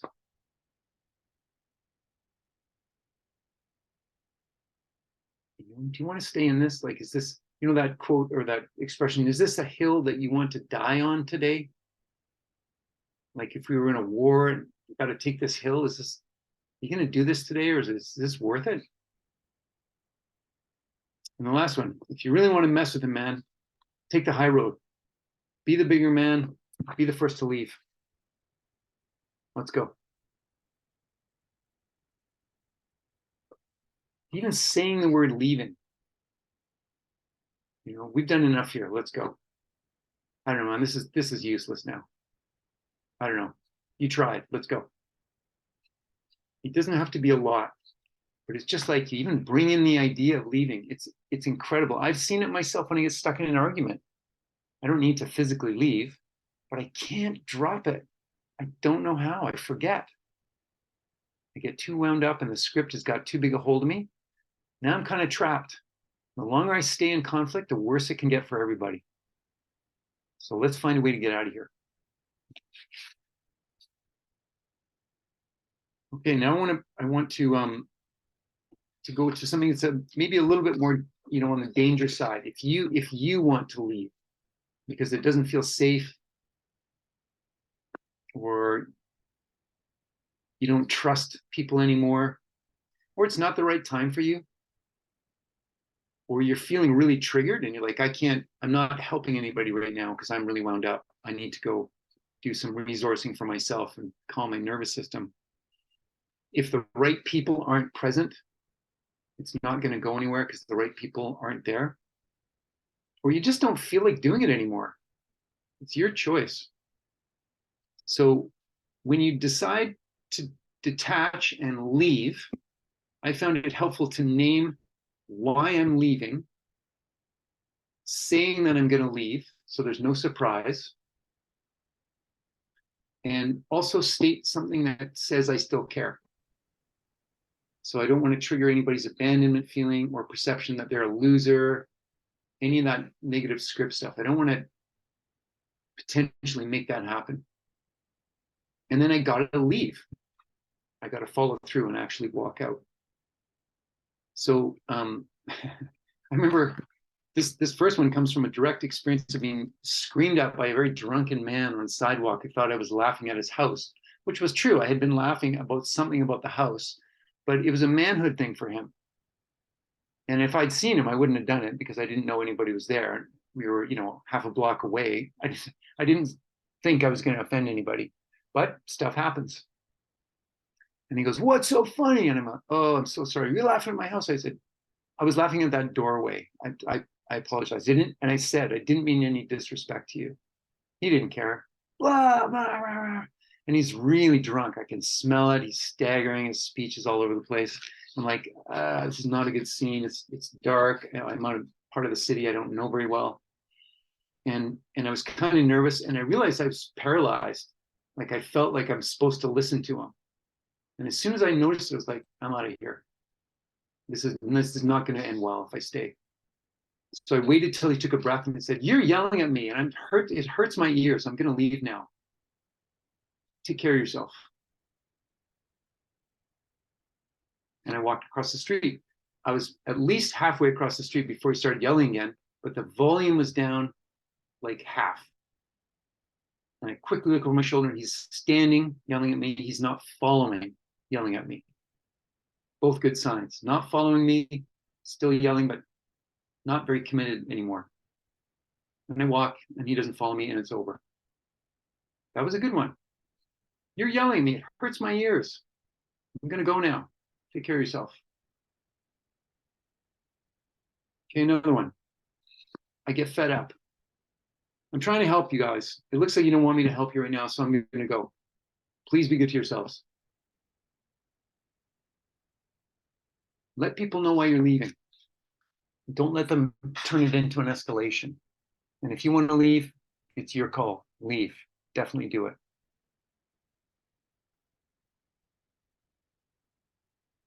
Okay. I want to go into another section right now, if that's okay. Please keep jumping in with chats or anything if you want to speak. And this is a bigger section, and I've included some resources for you in your handout. Is his anger actually a sign of depression? There was a really beautiful book written many years ago called "I Don't Want to Talk About It." Let's see if I have the full title. "Overcoming the Secret Legacy of Male Depression" by Terrence Real. He's a psychologist in the United States, and he's a survivor of childhood violence. He writes about a lot. It's a beautiful book. Like, it's almost written like a poet would write. And he's writing about these really horrible scenes. It's very compassionate. And he says a lot of modern psychology misdiagnoses. Diane and Maria, I'll come to your question. Well, maybe we should do that first. One cannot walk away. How do we de-escalate the situation in an intimate relationship when one cannot walk away? Huge question. Let me deal with this first, and then I'll come back to the depression stuff. I don't have a solution or an answer or a framing that's going to make it all better, or it's going to make it the perfect thing. When you mean walk away, do you mean in the room, walk away, or do you mean leave the relationship, or something in between? Can you help me with that aspect of it?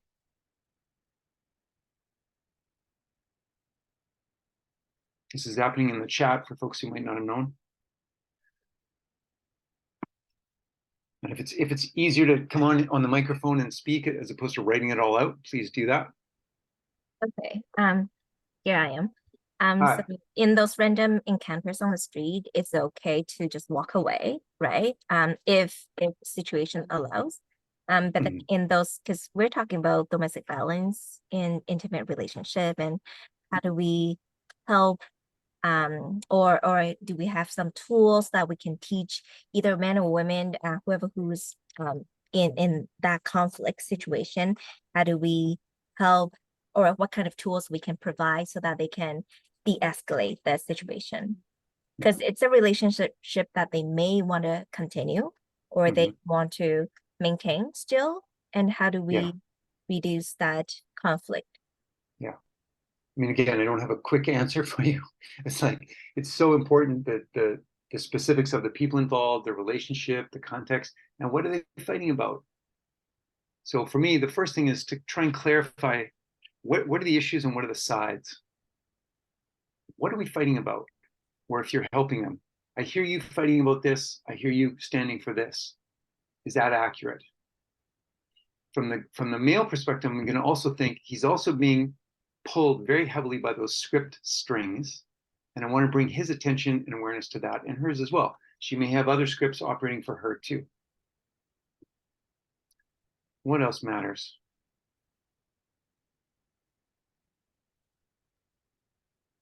I think it's somewhat okay to say that there's not much, people who aren't very invested in a relationship, there's not much to fight about. I think you have to care about something to stand for it. So sometimes I try and help people, and I'll say this. I meant to say this earlier. This is good.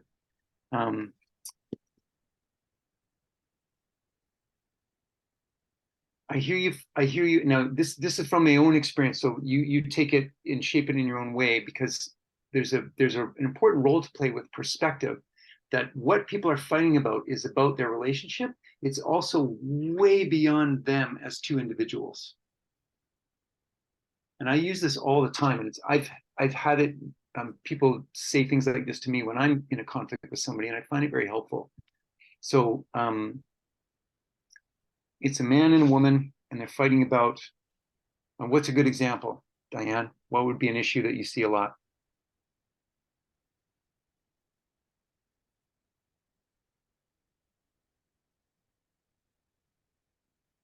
It's a question for everybody, actually. Be thinking about a dynamic that you see a lot, because I'm going to ask this question for the group in a while. Diane, do you have anything that comes to mind? Doesn't need to be some huge thing, just something common that people seem to. Okay, so there's that situation of men likes to gamble and not to bring home the money, and so there's fights about money. About money, and also they fight about how to raise their kids. Okay. Let's just go with the gambling for starters. He gambles, he wins, and he doesn't bring home the money, or he loses and there's less money in the house. He loses. Okay. Yeah, it's a lot easier to lose than win at gambling. So what's the script say about losing? There's more to it, just the gambling. There's also the relationship issues with his own father. So gambling is something that he used to numb himself. That's what I the father did, or the man, the husband's father. There's some tension. So therefore the husband used gambling as a gotcha. Okay. Does he know that you know that? No, there's all that conversation between me and my client. Okay, so that's tricky. Okay. So I'm just going to give it a go. And this is just like David off the seat of my pants here. And I'm just trying to stay with the information that I'm giving to you and go into a real example with that much information, but that's fine for me. All right. So if I'm working with that couple, I'll say to the woman, is it okay if I talk to your husband for a moment? I'm going to focus on him. I want consent. Okay, cool. Thank you. Husband, so what kind of gambling do you do? Cards, whatever. I'm going to be curious first. Oh, it's cards. Like poker? What's poker? Okay. Who do you play with? Oh, your buddies. Nice. Do you guys play like weekly, monthly? All right. It's hard to win at poker. Like how's it for you? Losing more than winning? Probably like most of us. That's a script statement, right? Losing more than winning, like most of us. My body does this, like, yep. Yeah, okay. I want to ask you a tough question. Script language. What's it really like to lose at poker? Not what you show your buddies, but on the inside when you're coming home, like, really, is it a bit like that, or just like kind of nervous, like I got to come home and she's going to ask, because it's a money thing, right? Like gently approach the truth of it, the vulnerable, the soft underbelly of the man. That's where I'm going. Okay, and like You know, can you understand her concern? Does that make sense? I know, I know it sucks to lose. I know it. It's not, I'm looking at him over here on my right. Yeah, I know it sucks to lose. But like, can you understand her concern? Does it make sense? It's a money concern, right? It's just less money when you come home with none. Okay. Okay, so it's not unreasonable. Okay. But I'm guessing for you, like you feel crappy already. And I'd refer back to any words he just said. I would use the same words. I feel embarrassed. I'm mad at myself. I can't believe I did it.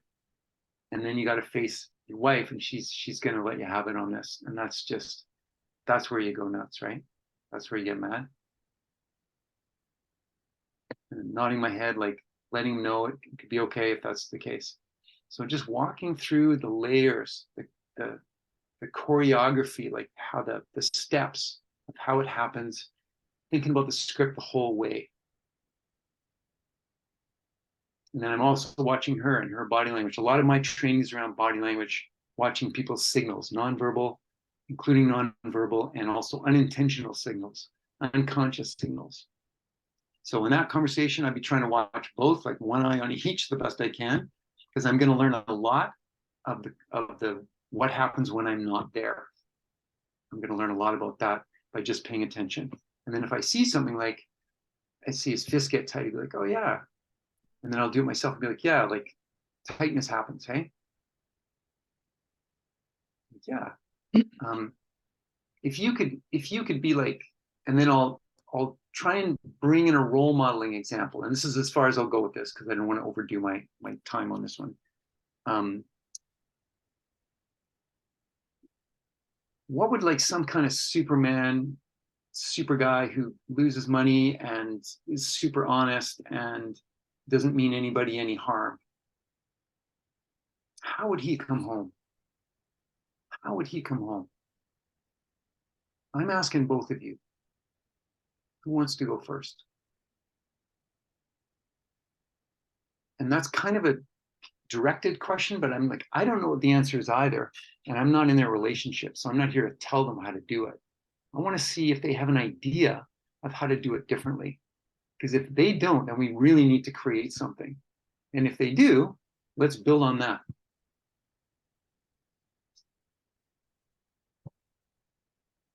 So slow things down. Be really curious. And like, if you can, be script aware right from the first interaction about the sensitive thing. You want to show your knowledge, or try and show your knowledge of what you think the script is about. Oh, I'm a suck to come home losing, right? Oh, that's a drag. I don't gamble. I don't play poker, but I know what that's like in my own life. Yeah, it feels terrible. And then you got somebody who's got a concern about it, which is, we agree, reasonable, to be expected. And then that's the thing that sends you over the edge. And then this happens. All right, how would we do it differently? Is that helpful? In that particular relationship, I think the man is very quiet, very like shutting down to himself. So he would be out gambling and losing all the money. Diane, can you be him right now? Can you be like him? And I'll try and be like me with him. I haven't met him. I've heard. Okay. Sorry. So yeah. I've been just working with my client. So this is good. No, I'm glad what you said. He gets shut down. So I'll talk to the camera like I'm talking to him. Okay. And I do this a lot, not just with men, but with a lot of people get quiet when things get difficult. I'll be like, so I want to talk about this poker game thing. And let's say his name is I don't know, Bryce. Hey, Bryce, can I talk to you about this poker game thing? Like, when do you play? Oh, Saturdays. Oh yeah, cool. Who do you play with? Oh, yeah. And in general, I imagine, like most poker players, you probably lose more than you win, right? That's how it is. And then his face goes down and he starts shutting down. And then I go, oh man, yeah, maybe I said something wrong there. And I don't think you're a loser. I'm not saying that at all. Like, yeah, gambling, it's called gambling for a reason. And everybody won, we'd all be doing it all the time. I'd be doing it all the time, for sure. Yeah, maybe it's hard to talk about, huh? Yeah, okay, let's just be quiet for a minute or two then. I'll join you. So first of all, I don't problematize quietness. It's just a state that we go through. See what happens. Some people can't tolerate much quiet, actually, even though they're the one who started the quietness. Stay with it. Be like, oh yeah, this is hard to talk about. And then if nothing happens after a couple of minutes, be like, yeah, we're still quiet. We're in a counseling session or social work session, whatever it is, and we're trying to work on stuff. Maybe let's try and change the subject for a minute, and then we'll see how that is. How are your kids doing? Or you just got that puppy. Did you give it a name yet? Like, just totally let go of it and see how they respond. It's like, yeah, it's okay. It's okay. We can talk about puppies. It's fine. No, we're not doing anything wrong. It's all good. And then we get going again. Be like, all right. So I noticed a while ago when I asked about the poker game. Remember, we got quiet, right? And then I joined you in it. And yeah, is it okay to try and speak about that together again? I mean, we together. I don't want to put a spotlight on him where this happens, and he doesn't know how to get out. But I don't want to avoid it either, because that's the issue. So it's like accepting what's there. Don't pathologize it. Don't say it's a problem. Don't act like he's screwing up. That's already what's happening. Something screws up when I lose. And I know that's the script. It's going to work him for it. It's embarrassing. It's humiliating. Maybe his buddies laugh at him before he leaves. Maybe he doesn't tell that part of the story. Who knows what happens? But I know the script. I know the script is completely clear on winning and losing for all time. It's not into losing. There's no respect for losing. So we might even say that. You know, I know this whole thing about guys should never lose, and if you lost money at something, it's like, ouch, man, that sucks. I don't see you as a loser. And I name 3 things about him that I appreciate, and watch his signals. Does he lift his head? Does he nod? Is he blushing? Is he embarrassed? Is he pale? Is he scared? And so for my work, it's like moment by moment tracking, moment by moment. But the main tool I use is this framing idea. Bring awareness to something. Show that I'm aware of some of the pressures that he's facing. Get it. And like, let's not let them stop us. Let's try and keep going. I don't think you're a loser. Direct contradiction. I've lost at a million things. I got beaten in 1-on-1 last week. My knee hurts. My knee still hurts from that stupid game. I really wanted that last shot and I blew it. I know the feeling. Yeah. All right, so I know it's a very specific question. I'm trying to give you a bit of an answer there, but it's also very much dictated by my own style, right? So I don't want to say that's the right way for anybody else, but I'm trying to offer some ideas that can be useful. And if it's okay, Diana, I'm going to keep moving. Is that all right? Thank you for the question, though. And Christine K put something in. Another tangent. I think some will find other ways of escape in relationships. Yeah, workaholics. Oh, yeah. Ending work trips, pub trips, buddies, golf activities. Yeah, for sure. So you can even notice patterns. A lot of this is pattern recognition and framing a pattern. Hey, I noticed in our meetings, you're always about 3 minutes past the hour. Maybe there's a part of you who doesn't want to be here. I notice it's easier for us to talk about things that are more outside of us, like sports. That's a classic for it's easier to talk about sports. You know so much about sports. And then when I ask you about yourself, you say, I don't know. I'm like, well, I think you're really interesting. I want you to know, I think you're interesting. I think you could be interested in yourself. I think you've got lots of things to offer. What's so interesting about sports for you? For real, like you're clearly into it. And then when you think about yourself, why? Because you're not an athlete or something? If you're not a professional athlete, you're not interesting? Tell me more. I'm curious. Act interested in the person who has no interest in themselves. Okay, let's go to this depression idea. I mentioned the book. I don't want to talk about it, which is we're kind of talking about that already. In the book, there's a very detailed clinical research-based case made that depression presents itself differently in men, generally in some ways, than women. And one of the ways is through the expression of anger. And that anger is a secondary emotion. It's not a primary emotion. Has anybody heard that before? Great, okay. There's also a course that I've listed in the resources called Anger, Safety, and Boundaries. And it's led by a guy named Greg Gorell. And I've done versions of it with him. I haven't done the full thing. And he's really clear on his teaching about this primary and secondary emotion stuff. So I've hired him multiple times to come and work with my groups of men. And it's been incredible. It's just been incredible. So that's a real eye-opener for a lot of men. It's like, oh, actually, before anger, there was another feeling that I barely even noticed or didn't even notice because it's been 10,000 times of being scripted into being. Anger has power. Anger has action. Anger makes things happen. So anger gets rewarded by the script often. But this idea that before you were angry, you were probably some version of scared or grieving. And I use the word grieving instead of sadness when I want to make it a really distinct point there. Grief. And this is, and shame as well. And that's very big in the book, is grief. And any men's work that I've ever been a part of, it's very clear that a lot of men are in states of grief that they don't even know how to recognize, even if they did notice them, because that awareness has been drummed right out of them. So is he acting angry because he's depressed? Because he's grieving something? He's lost something in his life and it hurts. And does he even know this is happening? Is his grief or loss based in a trauma? An angry man often doesn't look that traumatized to me. He looks like he knows what he's doing. And that's not often true. I have to remind myself of that.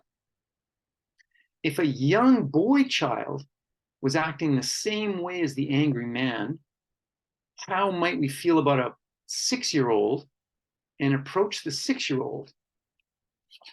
You might consider some of those very same thoughts and approaches when dealing with an angry man. So I'm going to do some framings now about being male and possibly around unexpressed feelings that he doesn't know he's feeling, or he's, they were a millisecond of feeling a second ago and now he's really angry. I use his name. I really want to yank his awareness. I'm probably going to say something about him being a man and bring in the idea that he's a gendered person, and try and normalize the feeling and share it with him if I can. So here's things I came up with. This might sound kind of weird, man. This looks like a scene where a dude would feel pretty damn sad. Like, that's a harsh loss. I feel sad just hearing this, Kyle. How are you doing, man? Brother, I see your tears. And I want to say right away, I do not think any less of you as a man. Opposite, really. I respect your feeling. Another one. It's kind of embarrassing to have people see that stuff, huh? I've been through a thing like that, and we're not Superman, are we? I totally get it.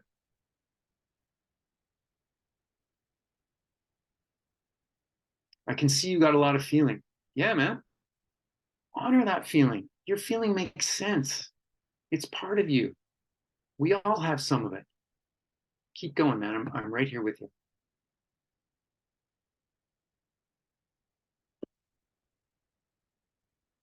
Last one. I feel really honored by what you told me.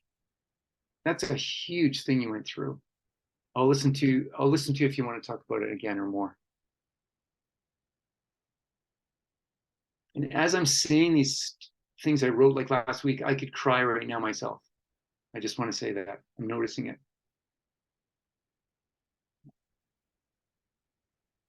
Why am I crying?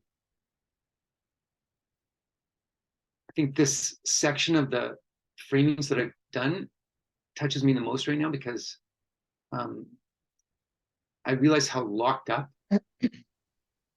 emotionally locked up, so many of us men are, and how deep it goes, and how it's just so restrictive to having a life, having the life that you want to be in. Yeah, I remember a younger man being in one of my groups, and I know his dad, and they have a very beautiful relationship. Actually, it's very great, ideal in a lot of ways. Not that they don't argue and complain about each other, but it's really beautiful how they do it. And he was just waking up to like his dad's getting old, like really old, and he's gonna die. He's not sick at all, but he's gonna, like, the idea that he's gonna die was becoming more clear and more close to this younger guy. It's like maybe 28 at the time. And he started to have a tear, and I go, and I did this in a different way, and I know him really well. I've known the young man for a long time. And I said, yeah, I'll call him Jason. Jason, yeah, man, your dad's gonna die, and when he does, you're really gonna miss him. And he just started sobbing like crazy. He's like, yeah, man, you're gonna miss him because you love him. That's what you're crying about, how much you love him. And he just went into it. And afterwards, I talked to him with the group, and I said, do you know why I talked to you that way? Do you remember it? He goes, sort of, not really. But the other guys were like, yeah, man, you were making him feel it worse. I was like, no, man, I was helping him feel the depth of his love for his dad. His dad's fine. He's not going anywhere today. He didn't lose his dad yet. We're all going to lose our dads. Can you feel it? Can you feel how much that relationship matters to you? That's what I think that matters in life. We had a big conversation about that, and some other guys went home and called their dads after that, and they wanted to have some more connection. So anything you can do to help a man connect with his feelings and make that okay is medicine. It's very, very important medicine. That's what I think. That's what I've seen. Okay, we're going to go to one more section maybe, and then, yeah. This is around hotter stuff. And one is like psychologically and emotionally hotter, and then one is like the hottest spot, like physical violence maybe breaking out. So the first one is this, and I want to share with you that I had a lot of mixed feelings about doing this. I don't know if anybody will feel what I anticipated perhaps, but I'll read what I wrote because I wanted to really be precise about this. So we're talking about domestic violence, and so far we've talked about the man as the violent or potentially violent person or the angry person. And I want to acknowledge that, as you know, and as we've been learning about in recent years, as our research methods have changed a bit, that intimate partner violence goes in multiple directions. And this idea alone can be triggering for many, especially, I was thinking of you, as being a predominantly, probably frontline women, female assigned people who deal with so much of the effects of male violence.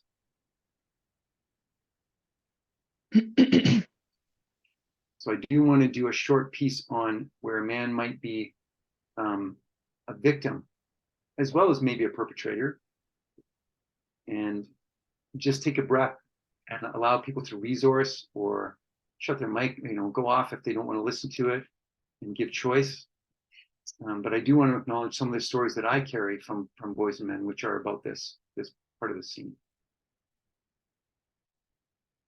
Marilyn, I'll come back to your statement in a moment. I feel like I want to continue with this first. So acknowledging that even when maybe in a heterosexual couple where there's violence on both sides, it's highly likely that the man is going to do more damage, inflict more damage to a woman, and loss of life, and that there's lots of evidence that men and women use violence for very different reasons. So I'm not trying to say it's all same or balanced or anything like that.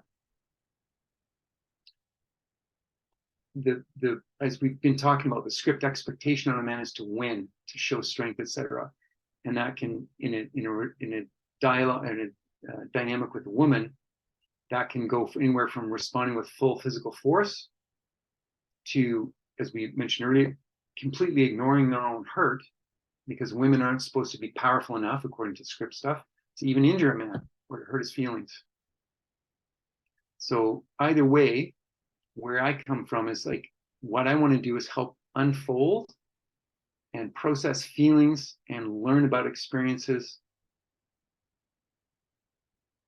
Because I see it's important in terms of minimizing the potential for escalation of any kind, including revenge, which I think doesn't get nearly enough conversation. Revenge. With no revenge, there's no Shakespeare. I mean, revenge really powers human behavior. So there can be potentials for revenge cycles and or dangerous emotional and psychological buildup that can do harm outwardly to other people, as well as doing harm inwardly to the self. So I just had 3 framings here. I'll do them, and then we'll check in and see how people are doing. First one, she's hitting you? That's not cool. And man, she's like half your size. You can't be hitting her back. You know what I mean? Like, let's find another way on this.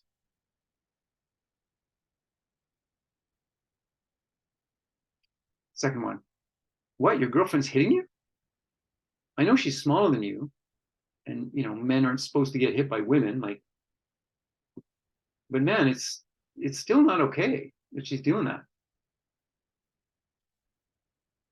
Third one. Yeah, okay, I'm glad it doesn't hurt your body. And have you noticed any other stuff that happens? Like, does it hurt your feelings? You know, is it embarrassing? Have you told your friends about it? And if he hasn't told his friends, but he's telling you, I think it's really important to ask why. I appreciate that you're telling me. Why is it different to tell me? And it might be because you're a woman, because you're a professional, who knows? It might be your vibe as a person. That's important information I'd want to try and get. Why are you telling me? I'm glad you're telling me. What's different about this? What makes it easier for you to tell me?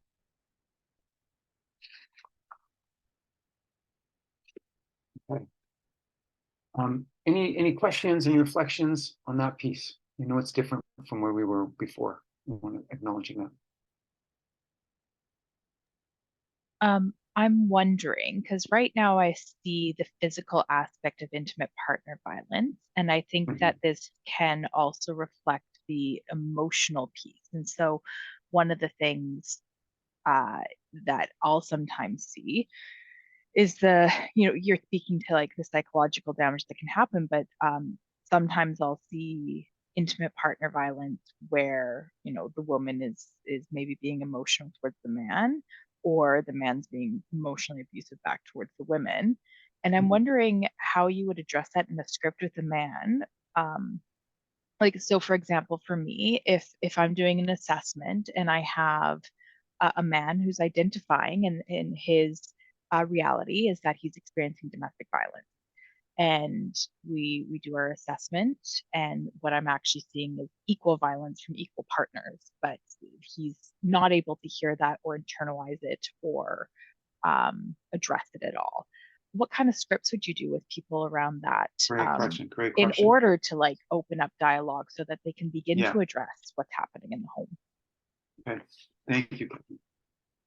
So I'm gonna be with the two of them, and I'm gonna say, okay, so I hear from you, the woman saying he's emotionally abusive to you, and I say from the man, you're hearing she's emotionally abusive to you, and the woman's saying he's emotionally abusive to me. Does she agree with both of those, Catherine? Does she acknowledge both directions? I would say more so than him, but not fully, there's but more still so. there's still that butting of heads, that still the difficulty in acknowledging, like the openness to change, but not fully internalizing that. Yeah. Yeah. So I might start off with him with something like, okay, so she seems a little bit more acknowledging that maybe this is both directions, and for you it's one way only. Is that right? Okay. And then I'd say, tell me more, tell me more. He's going to tell us stories about it, and say like, okay, let me ask this question to you. As a man, that's a really important thing. As a man,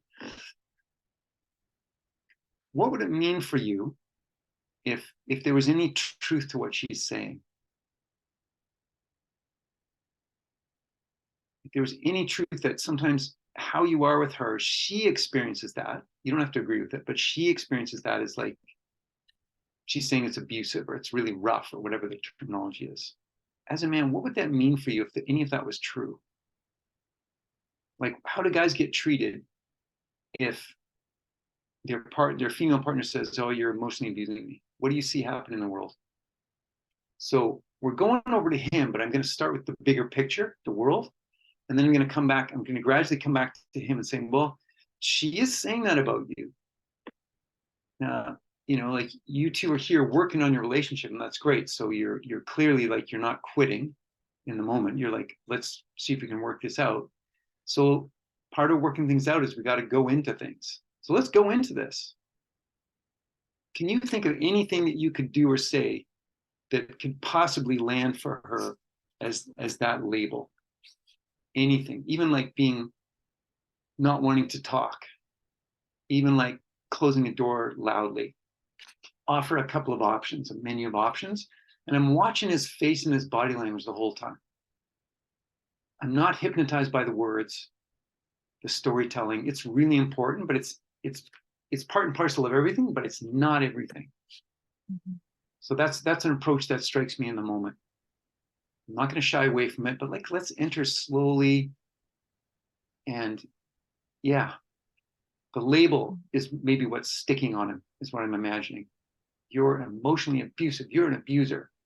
What's his relationship to abuse? Was his dad an abuser? Was his uncle, his grandfather? Is that label in the family system somewhere? And who was that guy to them? Was he a beloved figure? Was he a hated figure?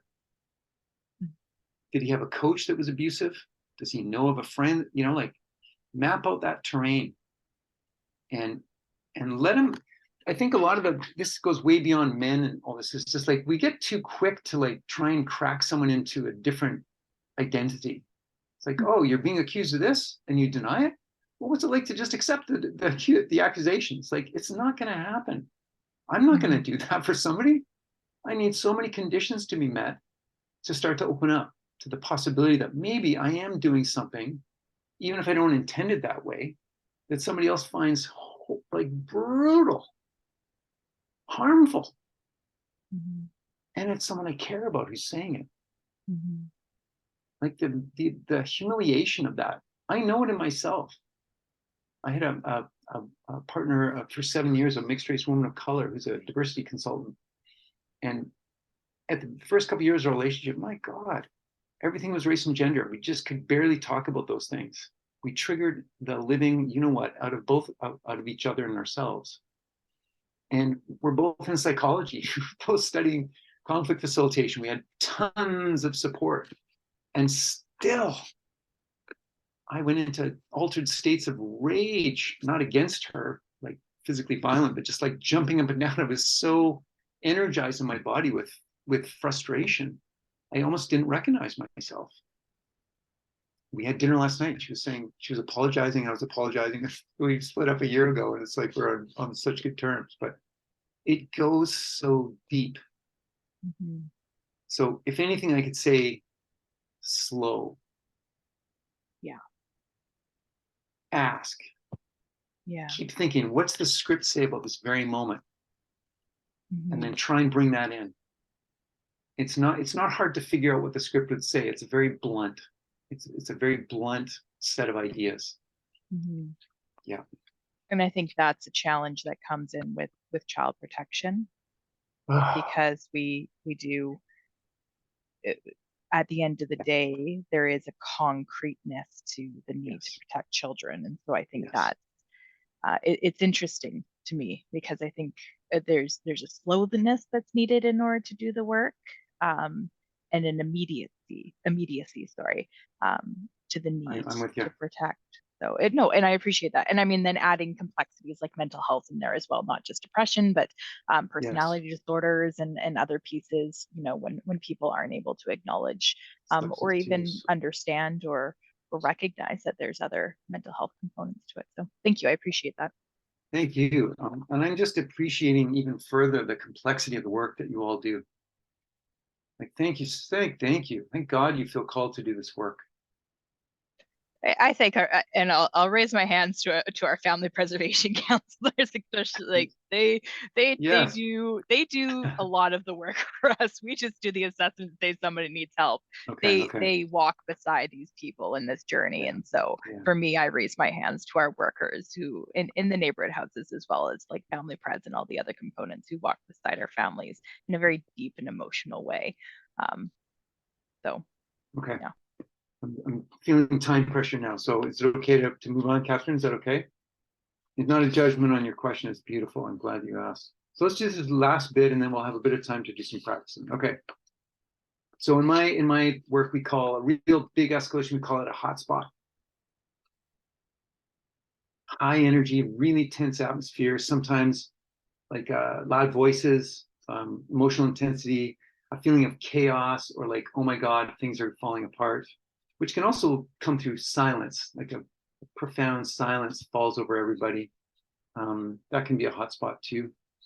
And it's a precious moment because all the worst things could happen and all the best things could happen in that energy. We tend to fear them because they feel like they're going to go out of control, and maybe that's all we've ever seen. And we fear violence. And I get that. I'm not challenging it or questioning it at all. So anytime we're in a really serious hotspot, if you have choice, if we have choice, please trust yourself. We gotta do what's right for us if we have that, opportunity to choose. So if I'm in a hotspot that's not about me, I'm not completely blowing my top or something, then what's often needed is the role of the observer. And that's what's often missing, is if I'm fully escalated, I'm full of my own experience, I can't take in other people anymore. I'm on send, not receive. I'm sending and not receiving. So the missing role is the third party, the observer. And this is really powerful. I'm going to bring a little science in here from quantum physics. This fascinates me, even though I'm not a physicist by any stretch. The smallest particles that we can measure in quantum physics behave differently when somebody watches them. It's that simple, and nobody can say why. There's no explanation of why, but it happens every time. In Calgary, in Zurich, in Nepal, wherever the scientists are doing this stuff, if somebody's watching, it changes. So those molecules are us. We are made up of those things. And so people's behavior is literally altered in some ways by being observed. The attention pulled by the observer role can widen awareness and pull some intensity away from the conflict and pull some of that focus. The observer can become the person of focus by inviting people to talk to them instead of each other. That's a powerful way to do that as well. Talk to me, talk to me. Don't look at him, talk to me. What's going on? What happened? No, I want to know, I want to understand. I got to be very immediate in a hot spot. So again, shyer people, quieter people, more introverted people, I get it. It's harder. It's going to be more of a challenge. In hotspots, people typically feel against each other and are triggered, and the observer role can fulfill another missing role, the person who cares and the person who's trying to protect other people. That becomes missing in a super hotspot. So here's a few framings, and I'll probably speak faster because I'm feeling it as I'm doing it. I can't sit around and wait and figure it out too much. I got to try and jump in there. Whoa, are you guys okay? Whoa, what happened? Tell me what's going on. You go first, and then I'll come back to you. Okay, tell me what happened. That's from an incident I did on a street with two guys in a car thing. They had a near miss in cars, and they were getting escalated. And they totally allowed me to take that role. And I gave one of them, I said to one of them to get them to leave. We're on a street. There's nobody moving. Cars are backing up. They're honking horns. Like there's so much escalation. And they're moving closer towards each other. And I'm like, I'm smaller than both of them, and I'm going to get squished here. And I'm like, what were you going to do before this? Where were you going? What do you mean? Where were you driving? I was going to get dinner for my family. Where? He points across the street and he goes, go feed your family. Go. We're done here. And he just turned and walked away. It was awesome. that his restaurant was right there. And I was like, go feed your family. That's a script thing, right? He's a provider. He's protecting his family with food. Go get that food. Gave him permission. Second one. Hey, I can see there's trouble here. Well, I'm not on anybody's side. I just want to make sure nobody gets hurt. What the hell's going on? That's at a bus stop with a bunch of teens facing off. Seeing two guys at the car crash thing, or near crash. No touching. Open your hand. Open your hands. Keep talking. You were saying something important. What is it? I'm seeing the fist, and I'm saying, open it.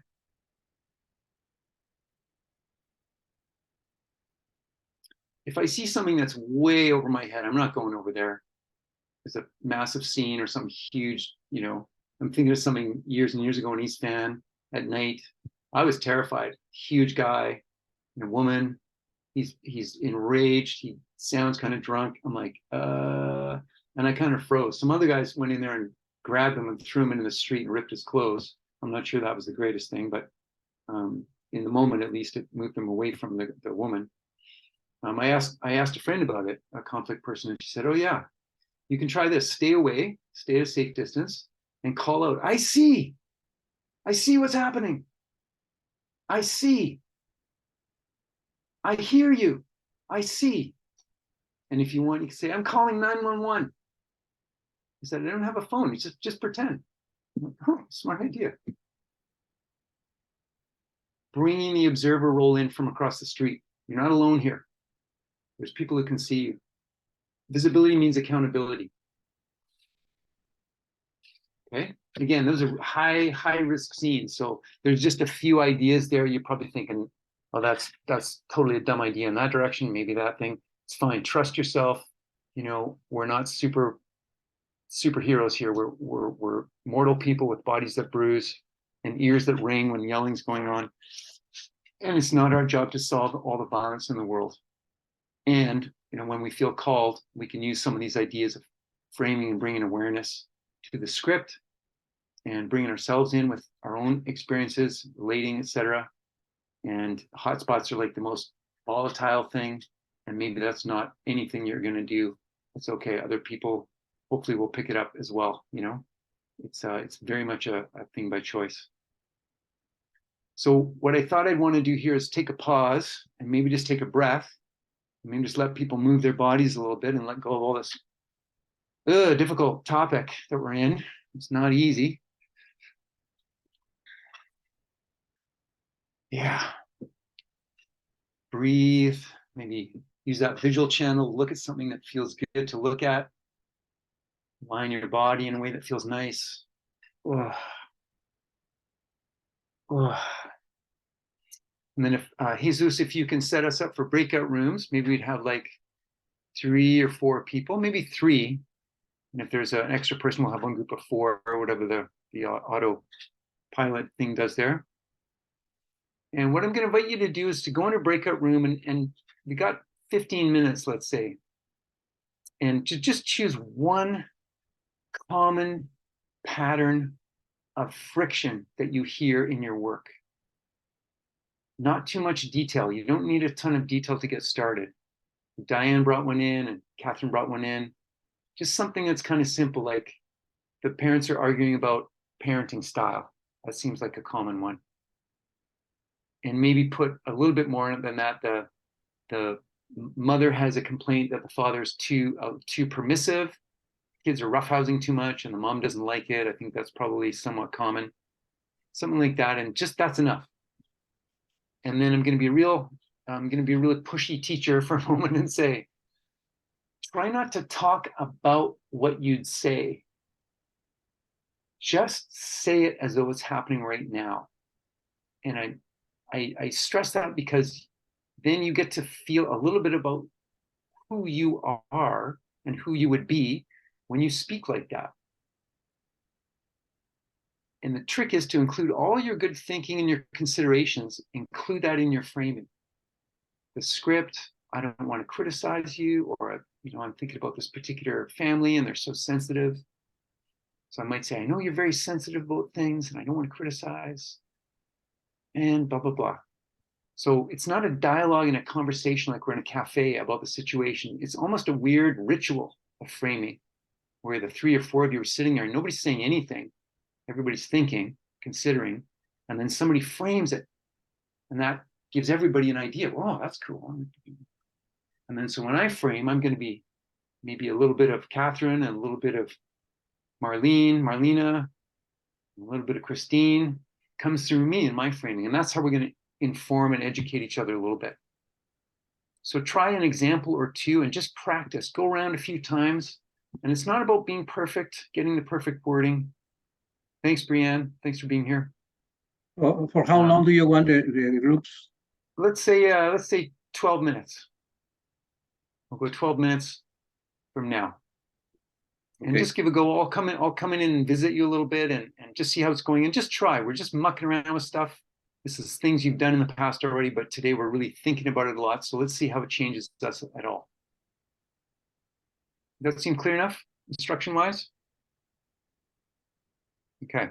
And it's really important to have your own voice, your words, your style. This is a chance to be yourself. Okay, here we go. Thanks.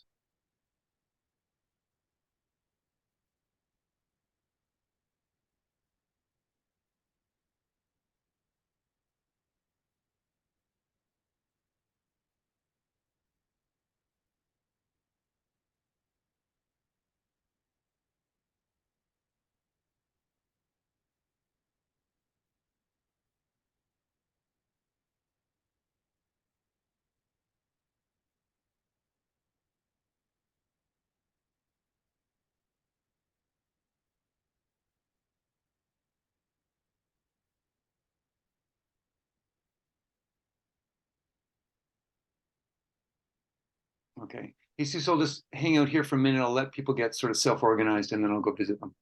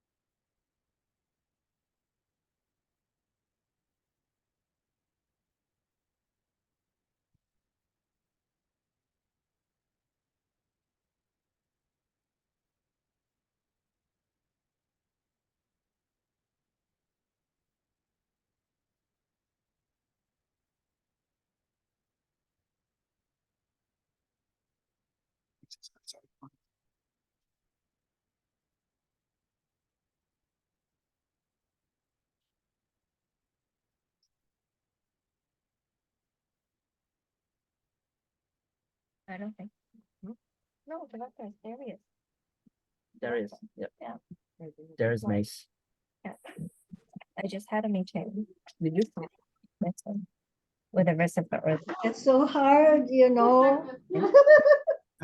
He's the one who threw me under the bus. Sorry. It's okay. It's okay. I'm still here. All right. All right. Yeah. So I got around to a few of the rooms. I got to see some really good framing going on and some really thoughtful discussions about certain aspects of situations and things like that in cases and real clients that you're thinking about. And that's really all this work is continuing that sort of practice of thoughtfulness. And yeah, I just want to open it up for anybody's sharing, reflections, questions, or confusions or anything. Anything that you learned about that could be useful for others, or maybe I can say that because I my partner is a support worker as well, working with women, and I hear these terrible stories of abuse. Mm-hmm. But at the same time, I work with men, and I can hear the stories of the other side, and I can hear the stories of abandonment and lack of love, and pushing of the society to be in this or this other way as a man. And then, and then I understand that we need to work as men and women as well, not together, because really, for me, there is a system that pushes us to behave in some way that maybe we don't want, and that's why I think. I don't know. At this point, working with men, I think sometimes we need to be more empathic with them, because we need to understand where do we come from, and what kind of things we have learned in our own life and our own history. No. So that's it, David. Thank you. Thank you, Jesus. This is something you reminded me of. I didn't finish earlier. I've been so full of thoughts and feelings and stories today. Sitting with a man and a woman, sometimes I'll say, it's important what you're doing in your relationship. And this is also, you're working on this gender problem that exists way beyond you. It's been here forever. And thank you for now. You're working on it. Tomorrow will be me and somebody else. And the next day, hopefully somebody else. But these issues are so old, and there's so much beyond you. And often people feel encouraged by that in weird ways. Oh, it's not just us. We're not the only ones who struggle with this stuff. It's a nice reminder. And I think for men too, it can help them feel less shame about not being able to manage a relationship, and realize lots of men are struggling in relationship. So I say that a lot to people. This is more than just you. Anyone else? Oh, I want to say that I agree with Jesus. At the same time, I think this is really important, because many people go through court, and the court gives access to the child both ways. But what I see is a lot of the women do a lot of work to learn parenting, learn a different way and all that. But some men not, like they're not as required as the woman in order to have the children, spend overnight, etc., etc. And I think, oh my goodness, I wish men were more had more access to help, to engage with you, with other people, with Jesus, etc. Anyways, concern about kids. Yeah, I think there's a real deficit for men in terms of emotional intelligence and relationship intelligence due to the script, and they're busy playing sports and doing stuff and not being encouraged or role modeled that those skills are really cool. It's cool to have relationship skills. You can get the jobs that you want. You can have relationships at a deep level with people and have meaning in your life. Like a lot of men don't know about that. It seems ridiculous that I'm saying it, but I know the truth of it. It's sad. Yeah. So Jesus, thank you for the work you're doing. Everybody, I know we're running out of time. If anybody wants to say anything, the last thing, please come on in.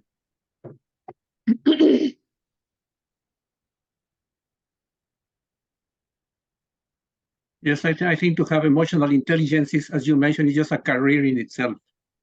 I mean, it really opens, because not everybody is capable of doing those kind of work. So to be emotionally intelligent and to be centered and to be really able to find a way to solve a conflict and to build things in a different way.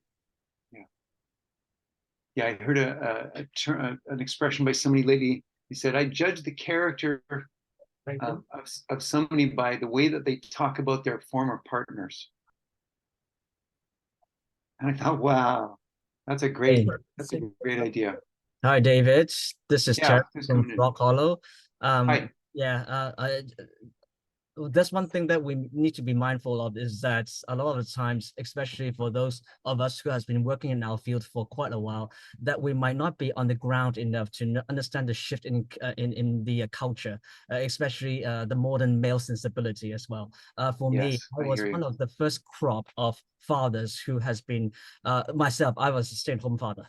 So I know that a lot of my peers, especially in the northeast corner of Vancouver, is increasingly so being involved in families. And this kind of narrative has not been widely publicized or talked about. It seems like it's a taboo even sometimes to talk about the fact that there is actually a lot of men who are in tune with their relationship with other people. High EQ. Great. So I think a lot of times we have been kind of following the gender paradigm of our society for too long. And obviously this is a whole new topic that we can explore. We're running out of time as well, but I think hopefully down the road we have time to explore that side of it, just to balance out the narrative a little bit. Thank you. And I was part of my concern earlier this morning or this afternoon about the stereotyping that we're kind of getting into a little bit here, working with sort of one dominant pattern and not noticing some other ones. So I thank you for speaking to that. And I think other people are carrying that awareness as well. Yeah, when we tend to focus on problems and forget about, positive stories that are happening outside of that. I know we're at time. I want to respect people's time. Just a really big thank you for me. I hope this was helpful for you. For me, it's like taking a fire hose of information and trying making it small and usable for you. And I hope I've succeeded at least in some part. And please take that handout at the very end. I didn't show the screen, but there's a reference section of some books and some courses and things like that that could be helpful. And again, big gratitude to Kwasa House and the series that you're doing. I think it's quite remarkable. And thank you for the work that you do. I'm happy to hear from you if you want to send me an email or flick me something. If you have a comment or feedback or anything or ideas, like I'm a collaborator and I'm really interested in doing new things with people. So in any case, I just am grateful to have been here with you today. Thank you very much. Thank you, David. So much. Thank you very much. Thank you, everyone. And thank you, Diane from Frog Hollow, who referred us to David. Thank you. Thank you, Diane.